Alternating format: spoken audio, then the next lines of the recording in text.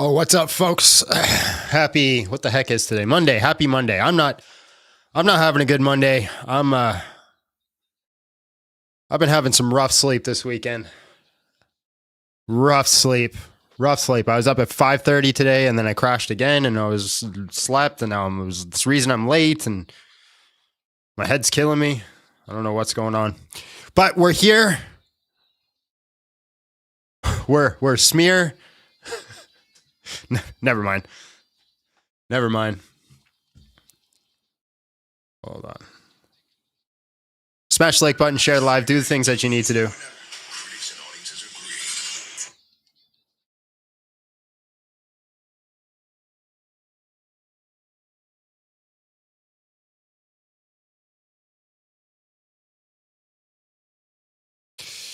John is running, you see.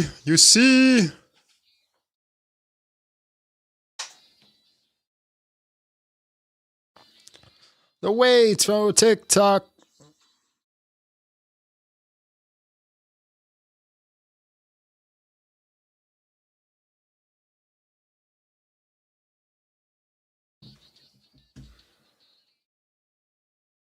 I got a new stand for my phone, which is good. You can't hear the music? Oh my God. Oh my God. You're just sitting there staring at me, sitting there like the music. Oh my God. What is wrong with me? Let's try that again. In the early hours of night, I opened up the app. There saw 1,000 fools online, all spewing out their claptrap.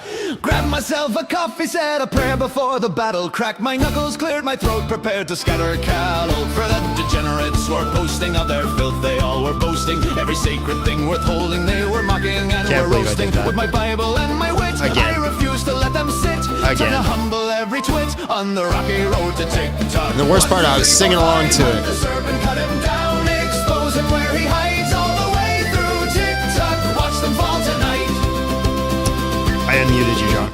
First I found a skeptic who was proud of his rejection. Thought he'd study all the text but couldn't pass inspection. Threw his little arguments like pebbles at a tower. Watched them bounce right off the walls and crumble in an hour. He stammered and he stuttered. Every comeback that he muttered fell apart like stale bread that was moldy, torn and buttered. All his followers went quiet when they saw Smash the like button, share the live, do the things you need to, guys. Today's topic is Muhammad's marriage to Aisha was immoral. Prove us wrong.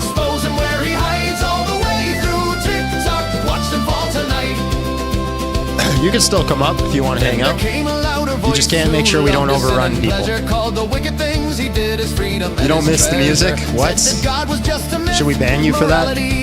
Smash the like button, share the live, do the things you need to, ladies and gentlemen. Everybody watching on TikTok, we need 20,000 likes before we start taking guests. Today's topic is Muhammad's marriage to Aisha was immoral. But I cooked him like a goose on the rocky road to TikTok. 1, 2, 3, 4, 5, hunt the serpent, cut him down, expose him where he hides all the way through TikTok. Watch them fall tonight.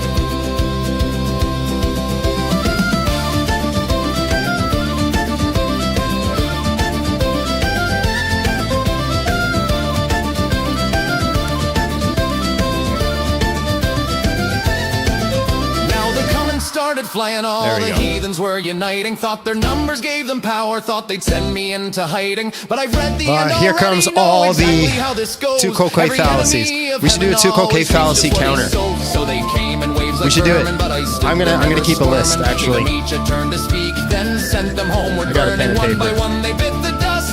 Their arguments were rust on the rocky road to TikTok. 1, 2, 3, 4, 5, hunt the serpent, cut him down, expose him where he hides. How do you spell two cocaine?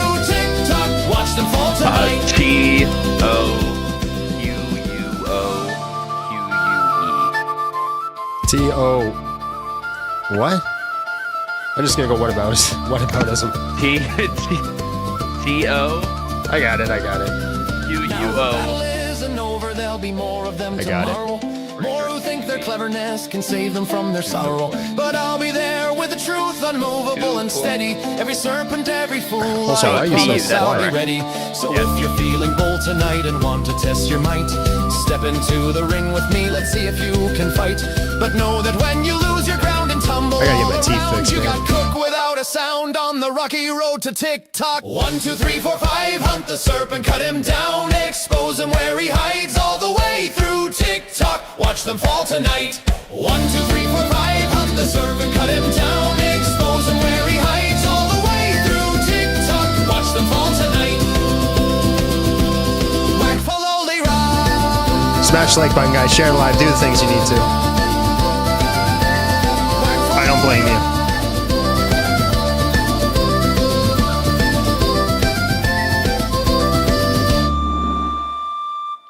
Is the skit that IP does in full Arab garb where he says no and you see directly playing on Nadir, or does Nadir just fit the model? That Nadir just fits the model really well. The Nadir debate was painful. I couldn't finish it. I had to finish it. I wasn't allowed to go. I was stuck there. But you're absolutely right. It was pretty painful. It was pretty painful, which is why we're doing this topic. We got a whole bunch of work that we did, and we didn't get to flush it out. So we're going to see if anybody brings any newer, better arguments today. I'm here too. Great. But I'm Hello here. But I'm playing Helldivers, so do your thing. What's with the? Why are you looking like a John? You're looking like a pop singer, like a Backstreet Boy. Pop singer. Yeah. Why? You got your hair like that little messy look, and with a clean shaven today. You look like a pop singer today, like you're about to get on stage and my wife sing me sweet nothings. Yeah, my wife married me for my sexiness. What can I say? This is what she saw before we started dating, and then we got married, and I just let it all go down. Decided to do my hair today. Honest question, little John. Is your wife blind?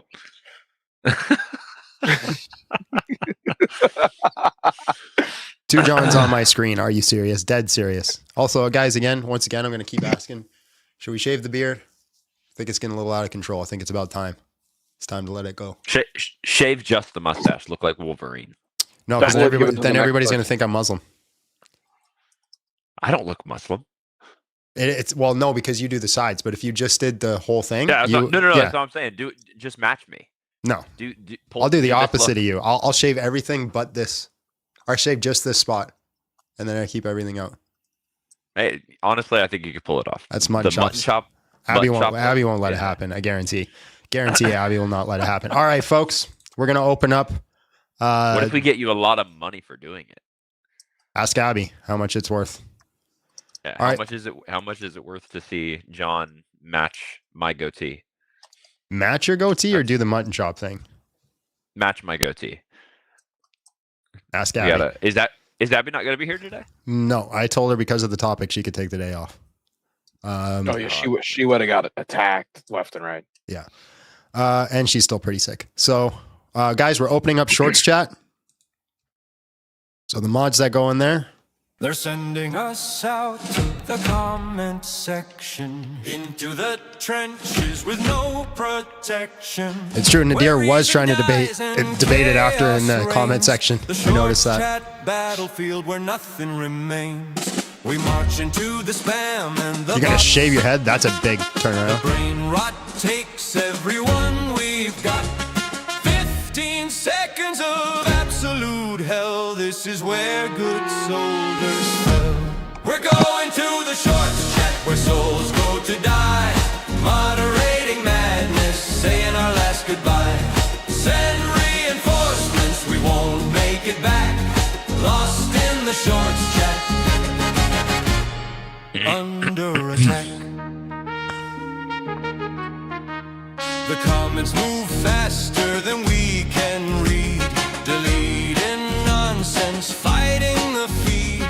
First and ratio echo in the void. Every brain cell systematically destroyed. Why the heck is the chat not showing up? To bring order to the storm, but the algorithm doesn't conform. 3-word sentences, no punctuation. This is digital degradation. Now we're going to the shorts chat where souls go to die. Moderating madness, saying our last goodbye. Send reinforcements, we won't make it back. Lost in the shorts. All right. All right. Today might be a rough day. Under attack. Today might be a rough day for me. Like I said, I'm got sick over the weekend too. So this is like my second sickness in like a month, 2 months. And we've got to make more music this weekend. We didn't forget, Abby. I was jacked up. I wasn't doing nothing. I'm going to do it today. So we're definitely going to add in more music, but it didn't happen today. And so I might have to let Lil Jon do a lot of this, but we'll see. I get hyped up and then I just go on. So, but the goal is not to cuss anybody out. Don't forget my really good argument that we didn't use in the debate. What was it again? Did Allah assist Muhammad in getting an erection, or did he manage to get one on his own? Mods are going to have a hard time today. We got to be careful with certain language, though. Aroused. Smash the like button, guys. We need 20,000 likes before we start taking guests. And we only got 70 people watching. We might have to reset TikTok. Something happens with TikTok when I come in playing the music on there right off the bat. We just get no viewers. So, you know what? We're going to reset it. We'll be right back. We'll be right back. Oh, my God. The TikTok app is literally the worst freaking app in the world. If anybody has used it knows it does not like to cooperate. And it doesn't operate like any other apps on a PC, man. It does its own I've thing. been having trouble with like the green screen function on the app? TikTok. Yeah. Like to go live, I have to do a completely different green screen than I've ever done. And it like put like a white outline around my body. And I can't use like one that doesn't do that. I haven't done green screen in so long, I don't even know how to do it. It's because you got boxing gloves and a cross and soundproofing behind you. Sound dampening. Get it right. Dampening. I'm sorry. Yeah, get it right. Sound dampening. All right, there we are. We're back to it, guys. Smash the like button, share the live, do the things that you need to do. Let's get it done. Let's get it done. You watched AP's new video that Muhammad is actually the origin to Baphomet. Really? Listen, I think we need to be careful about doing too many reaches. Like, I think the whole argument that the Trinity is in the Quran, that argument, I think that's a reach. I think that's just making verses say what you want it to say.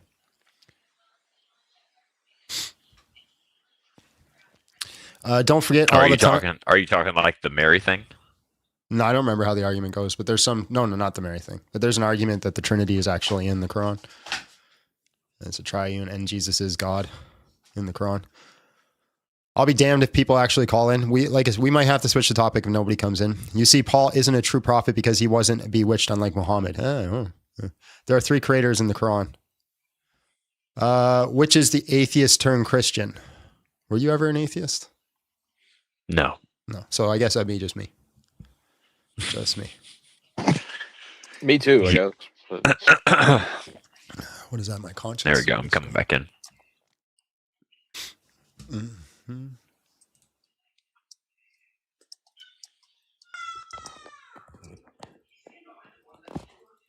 Mormon Mondays? I'm not doing Mormons. Mormons aren't a threat. They're not a threat. What are they going to do? Be really nice to us? I beg to differ. How are they a threat? I just don't like them. Yeah, that doesn't mean they're a threat. No, that's just it's bias. People are like, why do you attack Islam? Because Islam's trying to take over the world. Mormons are the least threatening, like sect, cults, whatever. Of heretic. Like, oh no, he's chasing me with his little bicycle. Like what? I don't know. Is that like a Saw reference? No, Mormons ride bicycles. Any proof Muhammad waited till 9? Yeah, actually there is. There's a hadith that says that he didn't come and collect her until she was 9 years old. But he used to go and lay in her lap before then. He used to go lay down in her lap and read the Quran to her.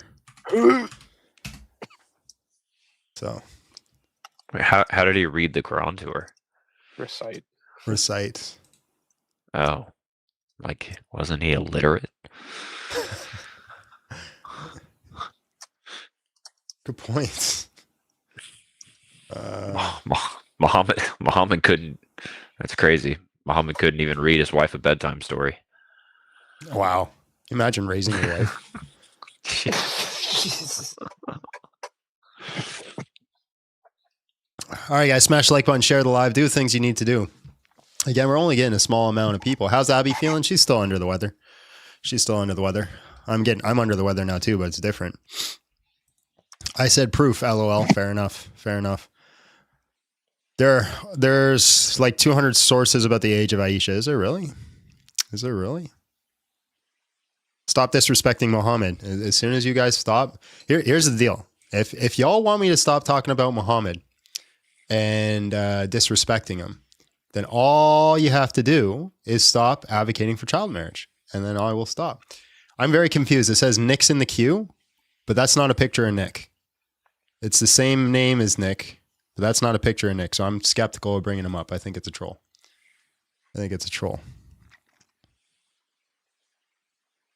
Which Nick? Nick. Nick.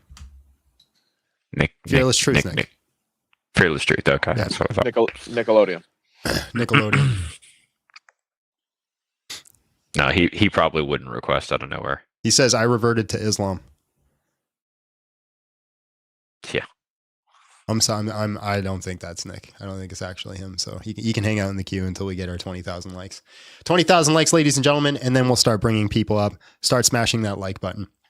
Let's get going. Today's topic, Muhammad's marriage to Aisha was immoral. I'm not Nick. Well, then why is your name Nick? You took his exact same name.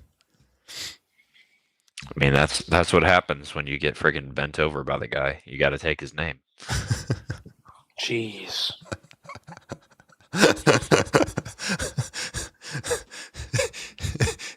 Is that why you're Little John? Dang. Bro, you gotta leave now. Like, I knew you were laughing a little too hard. Little John, you gotta leave and come back, man. Crazy. That's crazy. That hurt. Careful, you and I are gonna get put on the OnlyFans. My live has just been, your live is not appropriate for viewers in all regions and has been discontinued in some regions. Reasons, hate speech and hateful behavior. It's your title. Has to be your argument content. No. They're doing reports. Oh yeah, of course. Yeah, they're flagging them. Live visibility restricted. Your live is not eligible for recommendation and restricted in search results because your live does not comply with the For You feed eligibility standards under community guidelines. Reason, hate speech and hateful behavior. Just remember, ladies, just so you guys know, I just got another one. Your live contains themes that some may find uncomfortable and is restricted. Reason, hate speech, and hateful behavior. I got 3 hate speech warnings. Once again, because I said you shouldn't sleep with a child. I just want everybody to know that. I got flagged for hate speech for saying you shouldn't sleep with a child. That's hateful behavior nowadays, ladies and gentlemen. So we're going to have to figure out a new title and restart the live. What do we want to switch the title to? All Muslims are cowards. That's right. What's the name of the hadith? Well, I can't put the name because I put a hadith in there. It's going to be hate speech because it's talking about Islam. Well, I've had Islam up there a lot. Is it because Muhammad's name is there? Could you just put Muhammad as immoral? No, I don't think it's your. I don't think it's your title. Your prompt. I think they're hitting the REPORT button. Well, how do I contest it? You can only contest it once they limit you. I was limited. I was restricted. No, I mean I'm pretty sure you can only contest it if they drop your live. Right. That's so silly that people could just have the power to do that. Tiki-taki. They just have the power to Anyways, we're going to have to restart TikTok again, so we'll be back. You don't like your communist overlord? Right. Beautiful, beautiful little app. Beautiful little app. Oh, don't cry. Imagine being like a pansy ass. Hey, look, we're not on TikTok. I can say it now. You're a pansy ass little bitch. Because you guys don't want to actually debate the topic. You guys just want to ban and then be like, oh, don't cry because you got banned. Your prophet's a little pedophile bitch. How about that? How about that? How about that? How does that make you feel? How does that make you feel? Very small, very tiny ween would have been required. Yeah. All right. Let's restart the old tiki-taki. New title. Aisha was a Super Saiyan. Changed my mind. Well, okay. I could change it to the prophet of Islam is immoral. What do you think? Well, then we're going to get into 1,000 other topics besides just Aisha.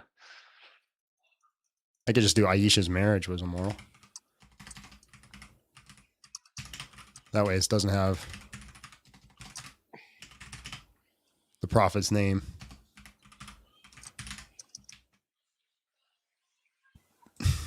But then people don't know. Well, Aisha who?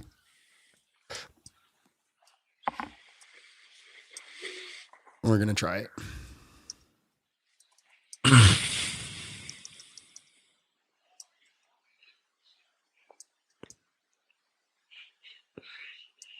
I can't believe that got hate speech, though. That's crazy.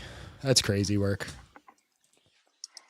As soon as the guy started calling you big boy, that's when I knew it wasn't going to be a serious debate. Literally the first word that came out of his mouth. What are you talking about? Literally. Literally the first words he said was like, okay, big boy. I was like, what? John is a big boy. Changed my mind. I'm like an average sized person too. I'm not even that big. How small does that make little John? We're about the same size. How tall are you again? 6 foot. Yeah, I'm 6'1". How heavy are you? About 190. Yeah, I'm lighter than you. So there you go. Now I feel inadequate. Should. You just whittle. 5'11". He's just a whale boy. It's a whale boy. Muhammad. What did I say? Just a baby. Muhammad was strangled by a demon in the cave. Prove us wrong. All right, Facts. All right. We'll see if this title works. Guys, smash the like button, share the live, do the things you need to do. Hopefully we don't get restricted again. I don't even know if resetting it does anything. Notice how they hate to defend their prophet. They don't want to defend this topic. The only thing they can do about this topic is whataboutisms and reporting hate speech. That's all they got. They can't even defend their religion without bringing ours up. You think they could defend their prophet? Some Islamic dilemma verses. Let me write that down. It wasn't a demon. It was a spirit. You see? You see? It was the angel Jibreel. Jizya. But what about Rebecca? She was 3. It's almost like didn't I say that against Nadir when I was debating? I don't think Rebecca came up actually. No, but didn't I say that his whole religion collapses? 31. Yes, you brought that up. Yeah. It was in the Q&A section. You guys see Jay's challenge IP to a debate on Christian Zionism? I did see that. Yeah, I saw it. I saw that as well. Yeah, I'm against it. I don't think Christians should be debating each other. I was about to say it, but yeah, we have too many other ops. Yeah, we have too many other ops. And the thing is, the whole like Islamic community looks at like the debate culture as like almost like fighting, right? They don't understand that two people can go into a debate with each other and actually like each other and like explore topics without like. I can't remember the last time I saw. I'm not saying it hasn't happened. I can't remember the last time I saw like a moderated debate between two Muslims. I don't believe I've ever seen one. I mean, I've seen like Jake the Muslim metaphysician and Daniel Hakikachu. They went at each other. No, that wasn't the debate. That was fighting. That's because they all agree, you see? He said, do not takfir me. All right, I'm going to start bringing up guests because I'm assuming we had to be close to 20,000 likes with the resets. I will make takfir of you. Hello. Terrifying. Hello, how are you? And just real quick, how old are you? 26. I don't know who Catholic Sam is. All right, man. Aisha's marriage was immoral. Prove us wrong. Yeah. Are you familiar with the law of potassium?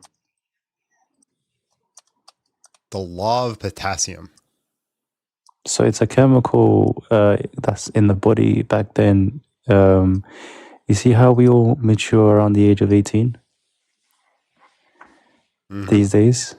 Back then, they used to have a chemical in their bodies which was more prone, which was called the potassium chemical in their body. So they had more access to bananas? Jesus. No, they grew up more quickly. Because they had more access to bananas? Well, yeah, I mean, bananas have potassium in it. Yeah. But there are other foods. Where were they getting their potassium that from? contain, it's potatoes, sweet potatoes. We eat potatoes now. No, but that's all they had over there. So they used to have, their grandmas. Okay. So are you? What? I'm just trolling. I'm sorry, man. I'm just trolling. Hello, how are you? And just real quick, how old are you? I'm 26. All right, Aisha's marriage was immoral. Prove us wrong. Yeah, so the biggest argument that you're most likely going to use is what you believe that her age was, right? Yeah. And you believe that she was 9, right? I think. Yeah. Okay. And Muhammad was 50 or something. Roughly, yeah. Okay. And can you prove to me that she was actually 9? Do you hold the hadith? Well, I mean, when we look at I'm not the best with science and everything, but when we look not at answering my question. Do you hold the hadith? not necessarily. So you don't hold the hadith? My biggest argument is that we look at different places in the world. It's a simple question. Do you hold hadith? No. You do not hold hadith. And the person said he's not Muslim. That is true too. But when we look at different places in the world, we so you're not a Muslim? Oh my gosh, why are you trying to white? Why are you trying to white? You're not Muslim. Why are you here? Well, yeah, because here's what you need to understand before you ever think about coming up on a panel like this again to defend this. Classical Islamic position says that Aisha was 9 because the majority of Muslims are called Sunni Muslims, which means they hold to the Sunnah. The Sunnah is represented in the very many hadiths that exist. We have a hadith that they hold to that is called Sahih, which means it's authentic, that says she was married at 6 years old to Muhammad and that he consummated the marriage at 9. It gives those exact numbers, those exact figures. So before you try to champion for the minority of the Muslim community or whatever, understand that when you come up and you try to say, okay, hey, this isn't actually the case, you know what? Great. Fair play. If Aisha was not 9 and she was like a full-grown adult, then it's not immoral. But if she was 9, just like the hadith says, and a 50-year-old consummated a marriage with a 9-year-old, then guess what? That's why we're having this conversation. If you're you not got to come back up on TikTok now. Don't champion. But there's no way of actually knowing. You got to come back up on TikTok. So are you here? What are you here to argue, man? But my biggest argument is that there's no way of actually knowing what her true age was. Listen, what did I just say? The classical Islamic position is that she was married at 6 and consummated at 9. So you got to mute yourself, by the way. So do you condemn all child marriage? Yes. All right. Appreciate your time. God bless. Go away.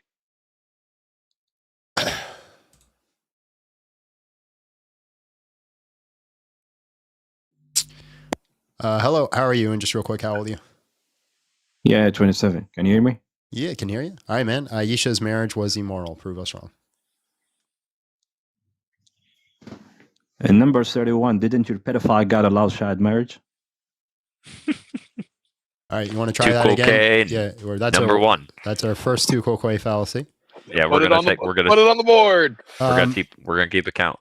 Yeah, and you can come back up, but you can't use those words because you'll get our channel banned. So that's why you got kicked.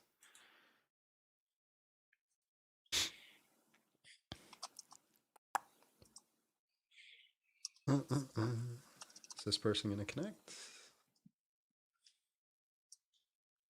Nope. All right, guys, smash the like button, share the live, do the things you need to do so we can get out to the people that we need to get out to. You're really hoping nobody would come up, but yeah, here we are. Oh my goodness. Hello, how are you? And just real quick, how old are you? Hello, I am 31. All right, man. Aisha's marriage was immoral. Prove us wrong. Okay. I want to challenge the person on the right. I'm not sure his name. Are you here for the topic or no? Yeah, but I want to ask him a question. Okay. Aisha's marriage was immoral. Prove us wrong. Go ahead. It is not immoral because back then they used the law of potassium. Hello, how are you? And just real quick, how old are you? Gacy. Hello. Hi, how are you? And just real quick, how old are you? I'm 19. All right, man. I'm good. How about yourself? Good, man. Aisha's marriage was immoral. Prove us wrong. Why is it immoral? Well, do you think that she was 9 years old? Yeah, she was 9. Do you think that we ought not harm innocent persons? Yeah. Yeah, okay. Having sex with a 9-year-old causes an immense amount of physical, emotional, and physical damage. But under what basis is it going to be immoral? Because it's causing harm to an innocent person. We already set that standard. You and I just agreed to it. No, but I need the proof that, you need to substantiate the proof that it's caused harm to this, in this particular context, that it's caused harm. You don't think having sex with a 9-year-old causes damage? I'm saying, what's going to be the proof that in this particular context, 1400 years ago, that she was caused harm? Do you think having sex with a 9-year-old causes damage? Say again? Do you think having sex with a 9-year-old causes damage? Yeah, in today's society. But you're not answering my question. I asked you a question. You didn't answer it. Yeah. So in today's society, it does. Now you're arguing that yesterday or last year's society, it doesn't. What standard do you have to say that they matured differently or changed back then? I actually asked you a question, but you refused to answer it. I'm literally answering it. Do you have any data that says you're answering my question with a question? Is there any data back then that says they were built differently? Yes or no?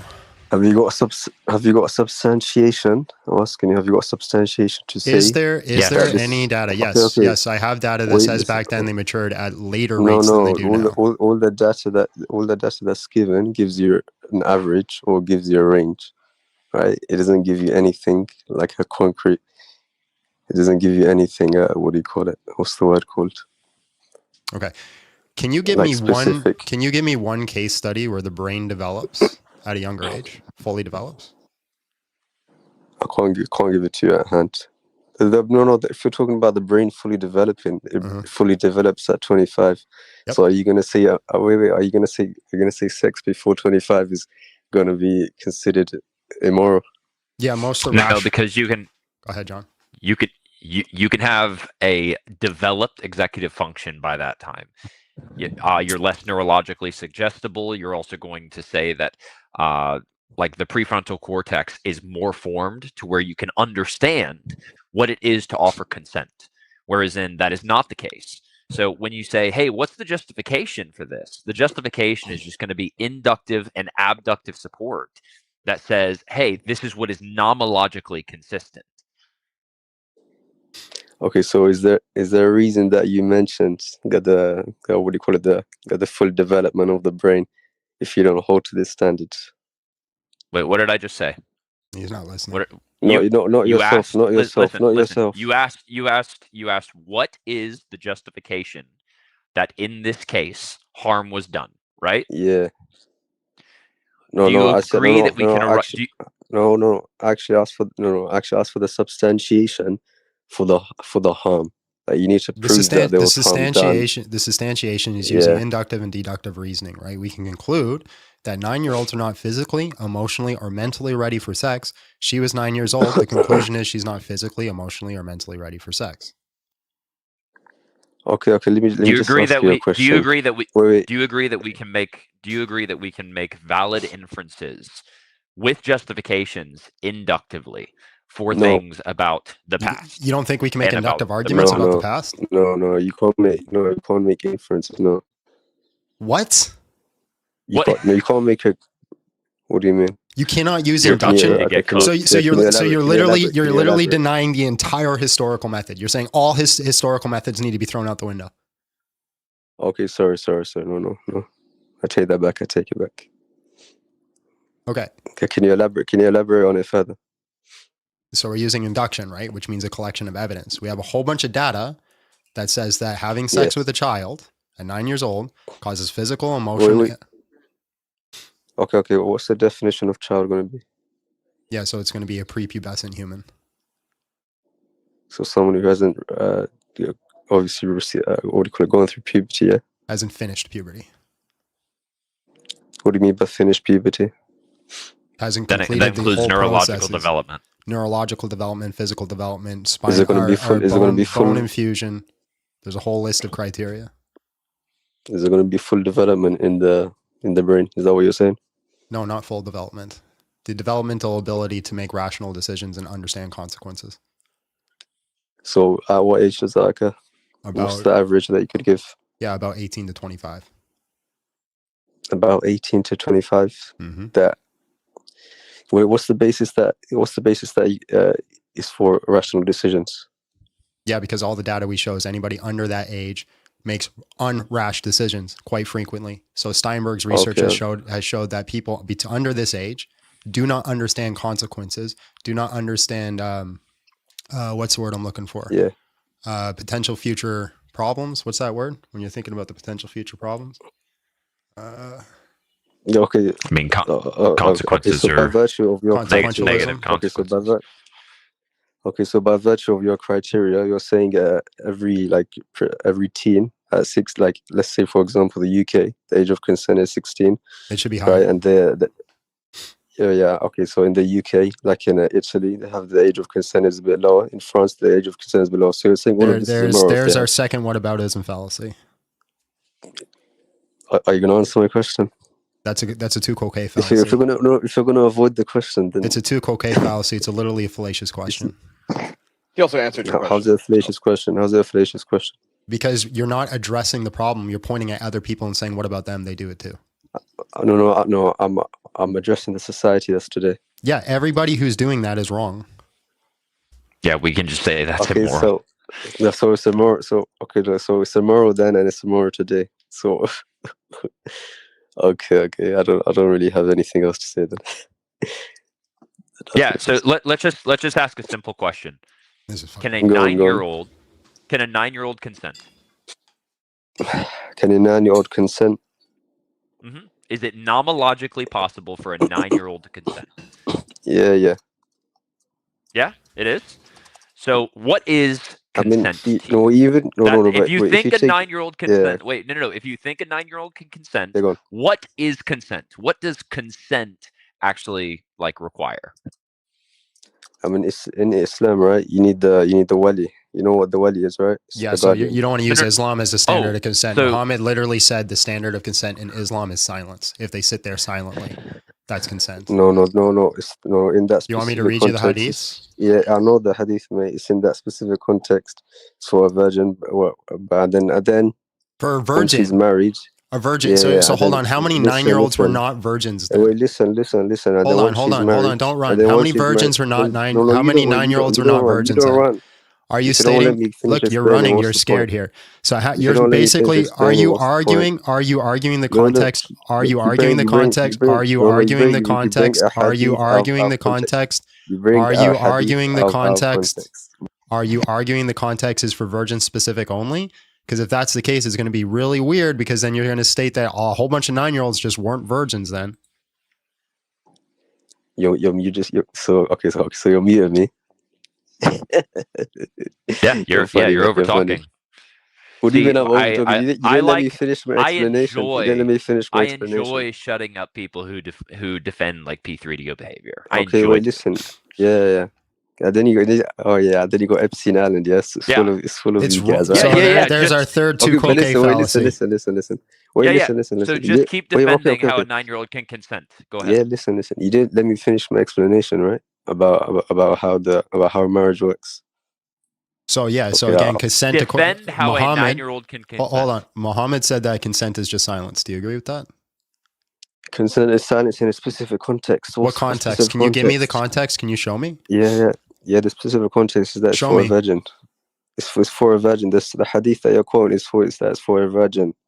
Come on, man. Oh wait, how does that change it? Okay, hold on. How does that change anything? How does that change it?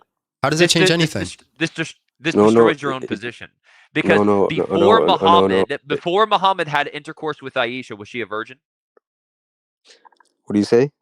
Obviously, yes. Before Muhammad had intercourse with Aisha, was she a virgin? So if the context is for virgins, and Aisha was a virgin, and silence is only applied to virgin, then what consent did Muhammad use for Aisha? Would it be silence? Her father consented. A father can consent to a child having sex. Yeah. So you can consent for another. So you can consent for another human being. That's how marriage works. It's how marriage works. So you can consent. So you can consent for another human being. Yes, it's literally how it works in Christianity as well. What? You can literally number 5. Number 4 or 5. Yeah. So you're saying, in order to perform an action, you can consent for another human being. So if your father, right? Okay, if I went up to your father and was like, "Hey, can I rock this guy in the face?" And your father's like, "Yeah, you can do it." No. Does that mean I now have the ability? I now have consent to come up and punch you in the face? Are you really? I'm going to ask you a question. Are you familiar with the concept of betrothal? If your no, you said consent can be offered on behalf of another individual, right? So if your father, is he an authority over you? Your father? Okay, I want to see. Is your father an authority over you? Yeah, he's an authority. Okay, so if your father tells me I can punch you in the face, can I punch you in the face? Answer my question. If your father tells me that I can punch you in the face, can I punch you in the face? Look, it's really fallacious what you're doing, because hold on, John. Hold on. Just hold on. Just one second. Hold on. So I just want to hear you say it with your chest. You think a father can tell another man, give consent to another? Hold on. Let me finish. I'm going to let you explain. Let me finish my question. I promise to let you explain. I promise you. I give you my word. I'm going to let you explain. If you shut up and let me finish, I give you my word. I will let you explain. Right. So you're saying here that another. Hold on. Stop talking. I'm going to finish my sentence. And then I promise you, I'm going to let you explain. I promise you, I'm going to give you the floor. You have my word, but you need to shut up and let me finish. So you're saying that a grown man, a father of a child, has the full right and the ability to say that another man can come by, take his grown man junk out and put it in his 9-year-old daughter. What? You're saying a father has the ability. He can consent for the marriage, yes. The father has. Hold on. I just need you to answer this directly. Answer directly, and I'll give you the platform to explain whatever you want to explain, however context you want. I'll even give you the time limit for however long you want, but I want you to answer this directly. Can a grown man, right, who has a daughter, tell another grown man that he gives permission for that man to take his wiener out and stick it in his 9-year-old daughter? Yeah, in Christianity. Yeah, let me tell you why. Are you familiar with the concept of betrothal? I appreciate your time. You don't want to answer the questions directly? Have a great day. Yeah.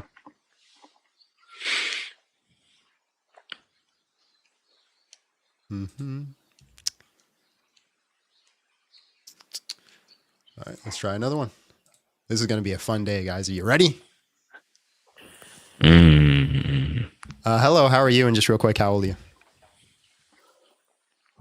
31. All right, man. Aisha's marriage was immoral. Prove us wrong. Yeah, sure. Before I prove that wrong, I do want to say one thing. I mean, you believe in a book that gave us Jeffrey Epstein, that gave us Diddy. Completely irrelevant. Completely irrelevant. Do you want to stay on the topic? Yeah, I want to stay on the topic, but the hypocrisy surprises me. All right, two-coque fallacy number 4. Go ahead. You've been using a lot of fallacies with all due respect. So which fallacy have I used? The fallacy game. Which fallacies have I used? Oh no, just one. I got a question from you too. Which fallacies have I used? Which one is better, 3 or a 9? Which fallacies have I used? That was 3. Irrelevant. Huh? Irrelevant. You said I was using a whole bunch of fallacies. Which fallacies? Irrelevant. That's not the topic. Then why'd you bring it up? If it's irrelevant, why'd you bring it up? He brought it up. He said you're using a fallacy, so I was like, you know what, you're using that fallacy. So you just did two-coque again? According to you, yes. So I got a question from what's your argument? What's your argument? The argument is which one is better, a 3-year-old or a 9-year-old to be married? Terrible. But which one is worse? Both are terrible. Which one is worse? Both are terrible. You can't quantify. Okay, you can't quantify unethical behavior. So you should be laughing. No. See, they're both. No. When we talk about immorality, they're both consistently immoral. Which one is worse? In the same way. Watch this. Whether I pew you with a shotgun or I pew you with a 22, guess what? Irrelevant. Which one is more immoral? Which one's more immoral? Irrelevant. So which one is worse, 3 or a 9? I want an answer. Which one is more immoral? They're both equally wrong. It's equal. 3 is worse, my brother. Based off what? 3 is worse. Why?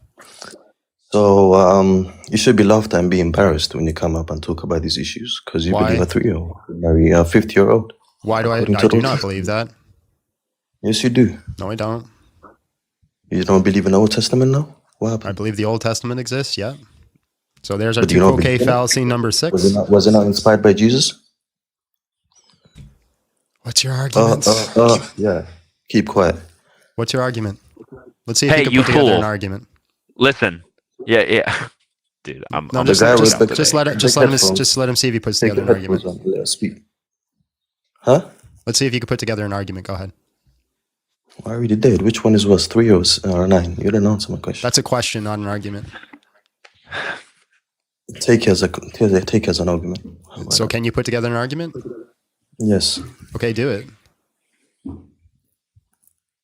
Chat, which one is worse, 3 or a 9? If you want to talk to the chat, I can put you back down in the chat and you can talk with them. Because you're not answering my questions. What shall I do? So do you have an argument or no? We did answer your question, you moron.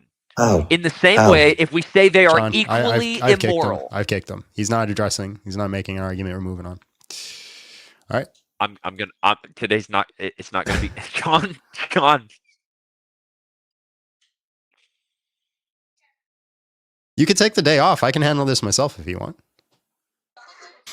Hello, how are you? Here. Hello, how are you? And just real quick, how old are you? I'm 29. All right, Aisha's marriage was immoral. Prove us wrong. Immoral? What do you mean by that? It wasn't. It was wrong. It was wrong? Yeah. How so? Do you think that adults should be allowed to sleep with 9-year-olds? First of all, we're talking about 570 AD. That was back then. You got a lot of feedback. We're not talking about 2026. Okay. So yeah, do you think morality is subjective? People are a lot different. Yeah, do you think morality extends? So, for example, back in 600 AD, do you think that unaliving someone unjustifiably was wrong? Hold on. Everybody stop talking for a second. You got to fix your background noise, please and thank you. There's no back. I'm by myself. All right. Appreciate your time then. Because every time one of us was talking, it was like from Invasion of the Martians. Hello, how are you? And just real quick, how old are you? Hi, how you doing? Good. I'm over 30 years old.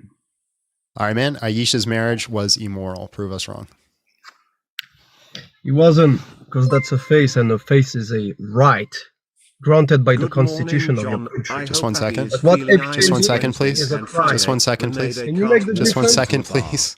The bartender asks if he wants a drink. Descartes says, I think no, and then disappears. Okay, because you wouldn't listen, I got to read it again. Good morning, John. I hope Abby is feeling better. Since I missed Wednesday and Friday, Rene Descartes walks into a bar. The bartender asks if he wants a drink. Descartes says, I think no, and then disappears. I don't get it. All right, man. What's your...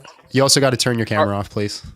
Descartes was, I think... Why? You don't want to see my face? You scared? Because it creates feedback. Turn your camera off, please. Yeah, if you want to. Thank you know that that application has been made for that, actually, living, opening your camera. But anyway, people likes to hide. Anyway, what I'm telling you is like a face is a right granted by your constitution. What Epstein did is a crime. Do you see the difference between a right and a crime? I'm not American. Yeah, it doesn't matter. Epstein list involved like people from all over the world. Do you have an argument for this topic?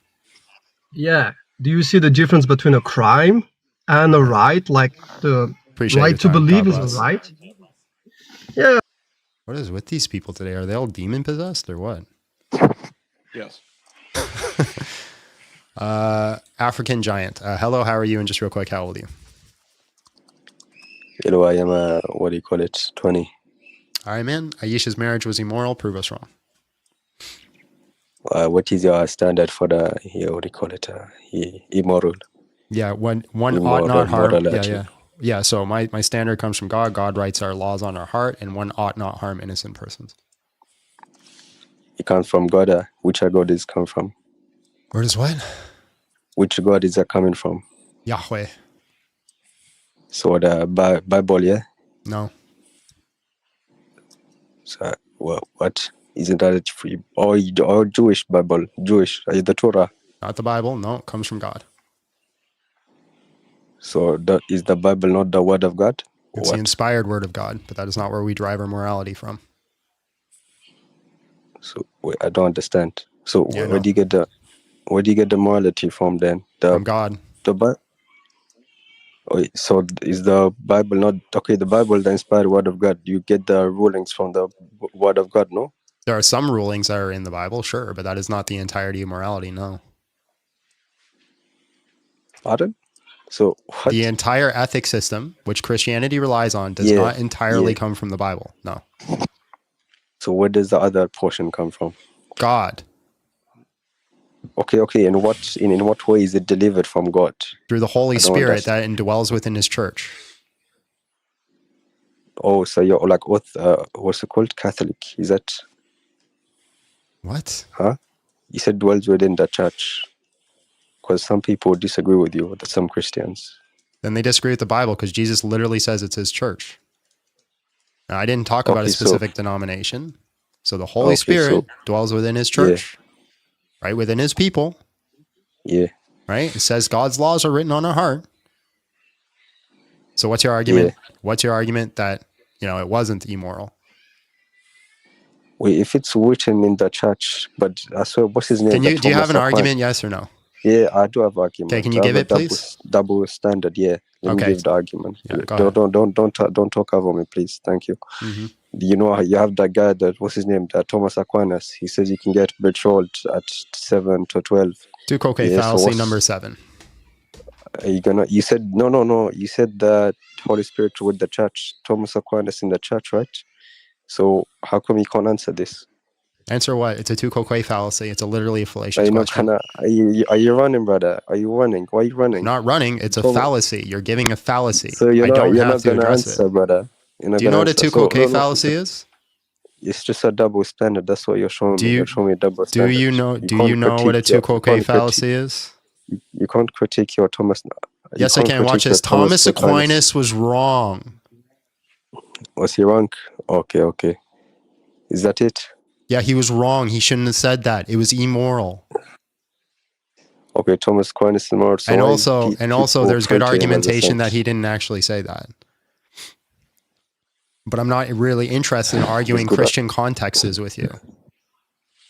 Can you give the argument why it was moral to marry Aisha? Yeah, how come you're saying it's not arguing Christian context? If like because that's not the comes from subject of the Christian? debate. What it's showing me is you're actually scared to talk about the actual topic, which is Aisha's marriage. Can you make an argument? Last chance. Do you have an argument for why it was moral? What do you mean last? Okay, I'll give you an argument. It's not immoral. Yeah. The argument is that it's what do you call it? It's going to be in that society, and there's no like evidence against there being harm against her in like the hadith. There's nothing about him raising his hand against her. Nothing. Yeah, there is actually hadith that says that he hit her. He didn't complain about the marriage. You're just lying. There's hadith that says he hit her, and it said it hurt. No, it didn't. He says, I know what hadith you're talking about. The one where he what do you call it? Touched her on the chest. That's it. And it says it hurt her. She narrates. You're lying now. You're lying. You don't even wait. She narrates that it caused her pain. Yes or no? Tell me the Arabic word for it. Tell me the Arabic in the context. Tell me you speak Arabic? I can pull it up. Okay, go and pull up the hadith. Can you screen share it as well? Like I'm on my phone. I don't. Thank you. As soon as they're going to see.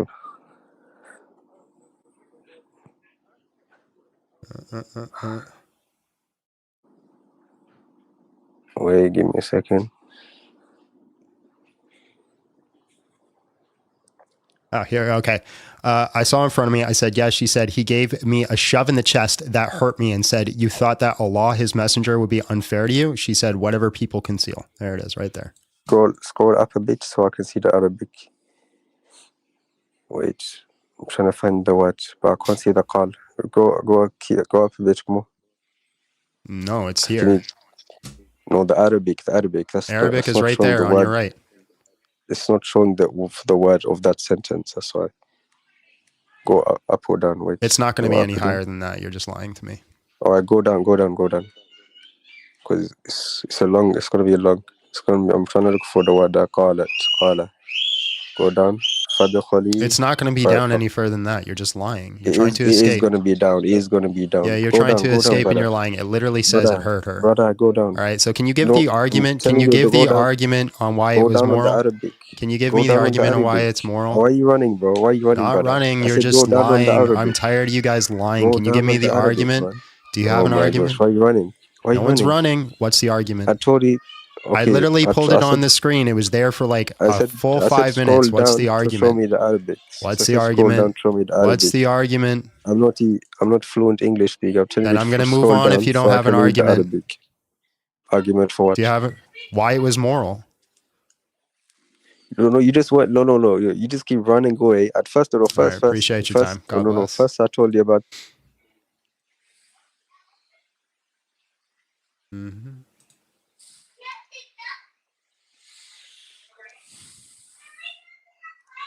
Hello, how are you? And just real quick, how old are you?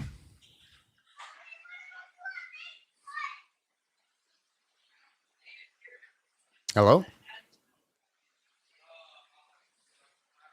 All right, appreciate your time.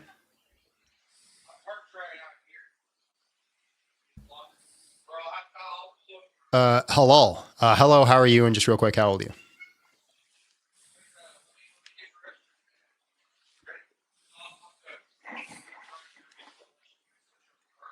Hello?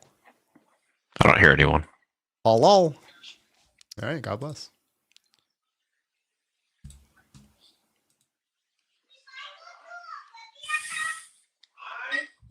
Hello, how are you? And just real quick, how old are you? Yeah, pretty good. I'm 22. All right, Aisha's marriage was immoral. Prove us wrong. Go ahead. Okay, so on what basis do you say it's immoral?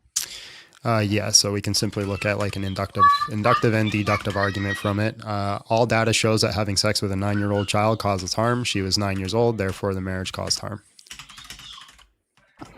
Okay, so as per herself, she says she wasn't causing any harm. So that kind of debunks your point. That doesn't debunk your point. All that's going to say is that's going to be anecdotal, and it can be consistent with what you would have from grooming. Yeah, I was just going to say that. That's also what we see in the data of groomers. Like children who are groomed to have sexual intercourse are also groomed not to say that it didn't harm them and it was a good thing. Okay. So let me just make like a complete argument, and then you guys can go back at me for whatever I say. But the point I was saying is, she says that at the age of like in her 30s and 40s, so like at that time she's mature enough that she has a good grasp as an adult to talk about like her experiences, and if she had supposedly gotten assaulted, she would have looked back on that. So all the narrations that talk about that's like, even when she tells you that's armchair psychology. You're assuming what one ought to do in a specific scenario. That's assumptions. Yeah, but the problem is you're taking her claim. So you're saying she was 9 when the Prophet consummated the marriage with her, and you get that from what she says. And then when she tells you she was fine and wasn't harmed, you don't take that from her. So you're selectively picking and choosing. It's not selectively picking and choosing. I believe that she's recording this information. Now, there's a difference between How do you know she's recording it accurately then? Well, okay. Do you deny she was 9? If you're doubting, do you deny she was 9? Do you deny she was 9? No, I'm asking you. Right. Because I take both of her accounts. You're only taking one and rejecting the other because you're like, oh no, she was groomed. She didn't understand what she felt like 40 years later. So so you're picking. So there's a difference between somebody writing down described events and prescribed events, right? There's a difference between somebody writing down things that have happened throughout history and what one feels during specific events. Now, people can be confused or dishonest or groomed into a certain scenario. So if she was groomed, she's going to record it as a good thing because she's going to be groomed to think it was a good thing. Yeah, but I'm saying that's not me denying that. Consistent with grooming. Yeah, but I'm saying, what's your evidence to say that she was groomed and that's not how she actually felt? I have evidence that she was groomed. You want to go through it? Sure. Yeah. Okay. Hold on. Pull it up. All right, stage 1 of grooming is selecting a victim. This involves identifying a vulnerable child, and offenders may engage victims on a bias of physical appearance, such as small age or young size. They may also seek out a victim for emotional or psychological characters, such as low self-esteem, neglect, or trusting. Moreover, an offender might also consider the family situation when selecting a victim with parental discord, parental mental illness, or lack of parental supervision, making an easier groom victim. So we have hadith where it says, Allah's apostle said to me, you have been shown me twice in my dream. I saw a picture of you of a piece of silk, and someone said to me, this is your wife. When I was uncovered in the picture, I saw it was you. I said, if this was law, then it must be. Sahih al-Bukhari. And then we have on behalf, she said, by Allah, I do not know, and said to Allah, I was a young girl and don't have not much knowledge of the Quran. I said, I know Allah that you have listened what the people are saying, that have been painted your minds, and you have taken as truth. And then I used to play with dolls in the presence of the Prophet, and my gifts were also used to play with me. When Allah's apostles used to enter, they used to hide themselves, but the Prophet would call them in to join and play with me. So she was selected out specifically and made special. So that's stage 1 of grooming. Any contentions, or do you want me to go through the other 4 stages just right off the bat? That's okay, but I just want to like a clarifying question. So do you believe the society back then as a whole, like the Arab Bedouin society, like all of them were pedophiles? I don't know, but if they all marry children, then yes. Okay, because before the Prophet even like approached her with the dream, she was already engaged to someone. So they broke off the engagement, and he was engaged. And if you look at his cousin Ja'far, okay, so then yes, they were also, and you also can't say that word. They were also P3DOs. Oh, sorry, PDFs. Yeah, PDFs is fine. Yep. Okay, yeah. So if you look at the Prophet's cousin Ja'far, he married Asma bint Umays, who was 10. If you look at his other he was cousin also. Ali, Are you just going to point at other people and say they also did it? No, I'm saying because the society as a whole back then, you would have to say like everybody was a PDF. That's our number 8 to Quoque fallacy. Here, let's just do this. I'm genuinely curious. What is your definition of what a PDF is? PDF is someone who marries an underage child who hasn't reached puberty. Well, yeah. Okay, so you're already off because you don't have. Let him give his definition. Okay. Yeah. So I'll let you give your definition, but you're already off. Okay. So our definition is a PDF is a child who has neither reached physical maturity has not reached psychological maturity and has not reached societal maturity.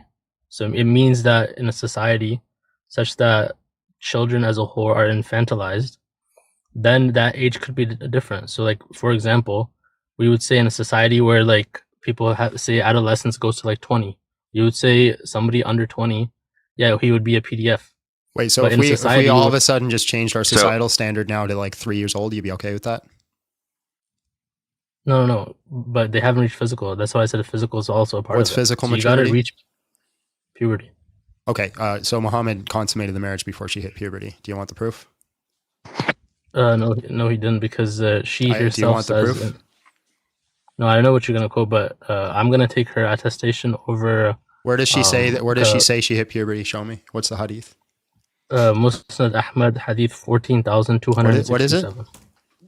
Musnad Ahmad hadith 14,267. How do you spell that?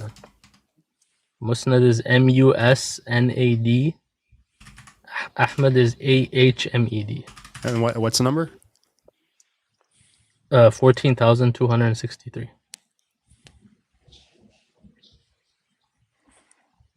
142063.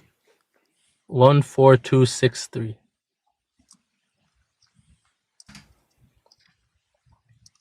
So it's not even Sahih? I don't think Sunnah.com has a Sunnah.com I don't think has it translated, but so it's not even Sahih. It is Sahih. You know there are hadith outside of Bukhari and Muslim that are authentic, right? Oh, so why can't I find it? Because many of the books haven't been translated, but I think Sunnah.com is translating it. They've translated, I think, the first 5,000 hadith.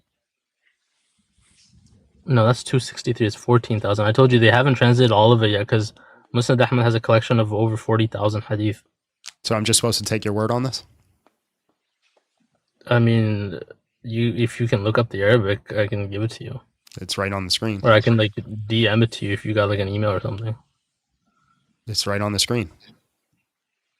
What's on the screen? The hadith. Can you zoom in on it?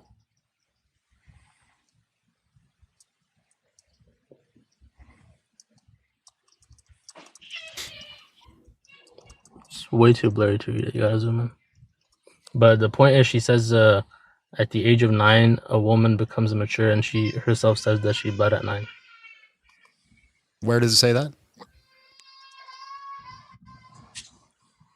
Like, which one of these says that she bled? Which part of this says it? Let's see if I click English, if it'll translate it. No, it doesn't. No, so you didn't even pull up the right hadith. This is about from Jabir, not even from Aisha. I typed in what you told me to type in. Musnad Ahmad 14,263. Yeah. Yeah, and then I clicked the first thing. And it doesn't say what you're saying. It says, our master Jabir, may God be pleased with him, is narrated as a prophet. May God be pleased with him, grant him his peace, as black as his face, as dark as his father, as he was cursed and killed. Just search on Google. Aisha says a woman is mature at the age of 9, and the hadith, maybe the hadith will pull up. That's a completely different hadith.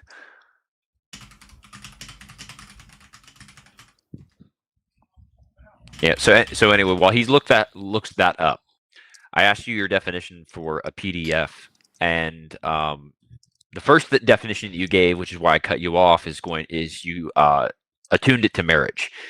Do you agree that you can be a PDF and never get married to the person, right?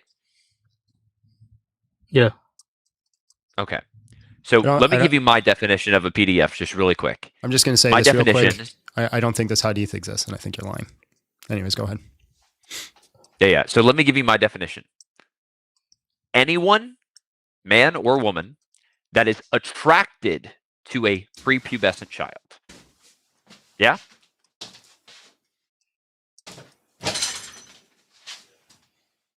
Or, I mean, it doesn't even necessarily have to be prepubescent, because you can also have like precocious puberty. Precocious puberty is going to be very early onset puberty that can even happen as like less than a year or after a year. 1 year old. All right. Precocious puberty is something that does exist and is a understood medical condition. Now that's going to be in reference to like the physical side of things. But specifically, when you have an attraction toward anyone that is a child, right? That is what a PDF is. It is not based off of whether you marry them. It is not based off of whether or not you have intercourse with them. It is based purely on whether or not there is an attraction to them. Agree or disagree? Purely on attraction, you're saying? Yeah, attraction is the starting point. Yeah, in the same way, like, I am heterosexual because I am attracted to women, right? Homosexual, they are attracted to men, right? Now, there's a difference between the attraction and the action, but the attraction is all you need in order to substantiate whether or not someone is attracted to children, which would qualify them as a PDF. Yeah? Sure. Yeah. Yeah. Yeah. So when Muhammad married Aisha at 6 years old, was he attracted to her? No, there's no evidence of that. Okay. So he was attracted to her at 9 years old. No, so when you like marriage contracts happen, like there are people like at those times, Bedouins, they would say before their kid was born, they would have ties where like once the kid is born, these two are gonna get married. That's just a contract. That doesn't actually mean that you're attracted to the person because they don't even exist at that point. Okay. So this is the second condition. If you are not attracted to a child and you still do sexual interaction with that child, this is also going to classify you as a PDF, right? Yeah. So when we look at these two different definitions and we say, okay, there's the attraction side and there's the action side. So the attraction makes you a PDF if you are attracted to children. The action side, it makes you a PDF if you sleep or touch a child, right? So let me just give you a really quick argument. And it's going to be this. P1, imposing one's will on another person in matters of bodily agency is immoral. Agree? Yeah. P2, a sexual act without meaningful consent necessarily imposes one's will over another person in matters of bodily agency. Yeah. Conclusion, therefore, sexual acts lacking meaningful consent are immoral because they impose one's will upon another person in matters of bodily agency. Yeah, I don't have a problem with that argument. Okay, great. So there's one argument. P1, meaningful consent requires capacities that are nomologically impossible for children. I agree. You agree? Well, hold on. Define child. You want me to define child? Yeah. Oh, I already defined it. I said somebody that hasn't reached physical maturity or psychological maturity or societal maturity. Okay, so the way that John's defining it and also I am defining it is people under the age of 18. Yeah. Okay, so we have different definitions then. Yeah. So it's not. So the argument here is you're saying you agree, but then there's a contention of the semantics of child, because you're going to argue that somebody's no longer a child at 9 years old. John's arguing it's nomologically impossible for somebody to mature at that age. Yeah, and you agree. Wait. Well, really quick, you agree that meaningful consent requires capacities that are nomologically impossible for children. Why do you agree to that premise? Because what is the nomological impossibility that has the emergent property of meaningful consent? Yeah, because I don't believe they're psychologically equipped to give consent. Okay. What is it that allows for psychological equipping? Is it brain development? It's brain development. It's also social factors too, because when someone is infantilized, No. Social factors have nothing to do with nomological possibility. No, I'm talking about just psychological. Your psychology is determined by social factors. For example, in the West or America or Canada or stuff, you can't enlist in the army until you're 18. But we know the person that went into Pakistan as a Muslim conqueror, he was 13 years old. Yeah. So the 13-year-old will never be allowed The reason that it's 18 is not because of societal psychological standards. It's because of the study of like Steinberg and Eisenlog that shows that people's mental maturity doesn't happen until the age of 18 or over. It just physically doesn't happen. The parts of the brain that are needed for rational thoughts and understanding consequence just don't exist yet. Yeah, so anyone under 18 has underdeveloped executive function in like the prefrontal cortex. This is why it's nomologically impossible, is because the brain development exists in such a way that meaningful consent can only be present when you, here, and I'll just give you a definition for meaningful consent. Meaningful consent is a voluntary, informed, competent, and revocable agreement to participate in an action. All right? That's the short form. A voluntary, informed, competent, and revocable agreement to participate in an action. Was Aisha's marriage voluntary? Yes, she was. She gave consent. How did she give consent? To the marriage? Because no, she didn't. How did she give consent? How is the way she gave consent? Because it's implied, because she herself narrates that a virgin cannot be married off until she gives consent in Bukhari. How? I'm asking the mechanism. How did she do it? What is the mechanism for consent in Islam? Well, we're not told explicitly how she gave consent, but we know that because she also narrates that one. Okay, what is the mechanism for giving consent in Islam? It's when the man approaches the woman to consummate the marriage, she has to stop him. She can do it via words because she gives an example. That's why. What is the mechanism for consent? For consent. There's questions that I keep asking, and you keep answering different questions I never asked. Almost like somebody else out there is asking a question. What is the mechanism for consent in Islam?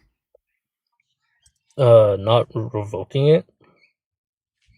The mechanism for consent in Islam is silence. Yeah. Yeah, so you're arguing that she gave consent. Of course she's going to say she gave consent. She grew up in an Islamic country and she believed silence was consent. No, but that's what I'm telling you, because she also narrates a story of the Prophet. I'm saying she narrates a story of a Prophet marrying another woman, and when the Prophet approaches her on their wedding night to consummate the marriage, the woman says, "Fear Allah, leave me alone," and the Prophet divorces her. So I'm saying, why, when she knows that has happened with the Prophet, she was groomed. Another wife. No, but that's what I'm saying. So I'm saying there was consent, or she could have done what that other woman did. Right. So your argument's literally, she didn't scream no, so therefore she gave consent. That's what you're saying right now. I'm saying she could have revoked at any time and she didn't. And then she prayed. Yeah, so your argument is a 9-year-old fucking sat there silently and didn't say no, therefore she wanted it. Oh, that's what I'm saying. I'm saying that is what you're saying. Tell me what part of that sentence I got wrong. I'm saying, did she give consent or no? How did she get? Okay, she sat there silently. A 9-year-old sat there silently. Hold on. A 9-year-old sat there.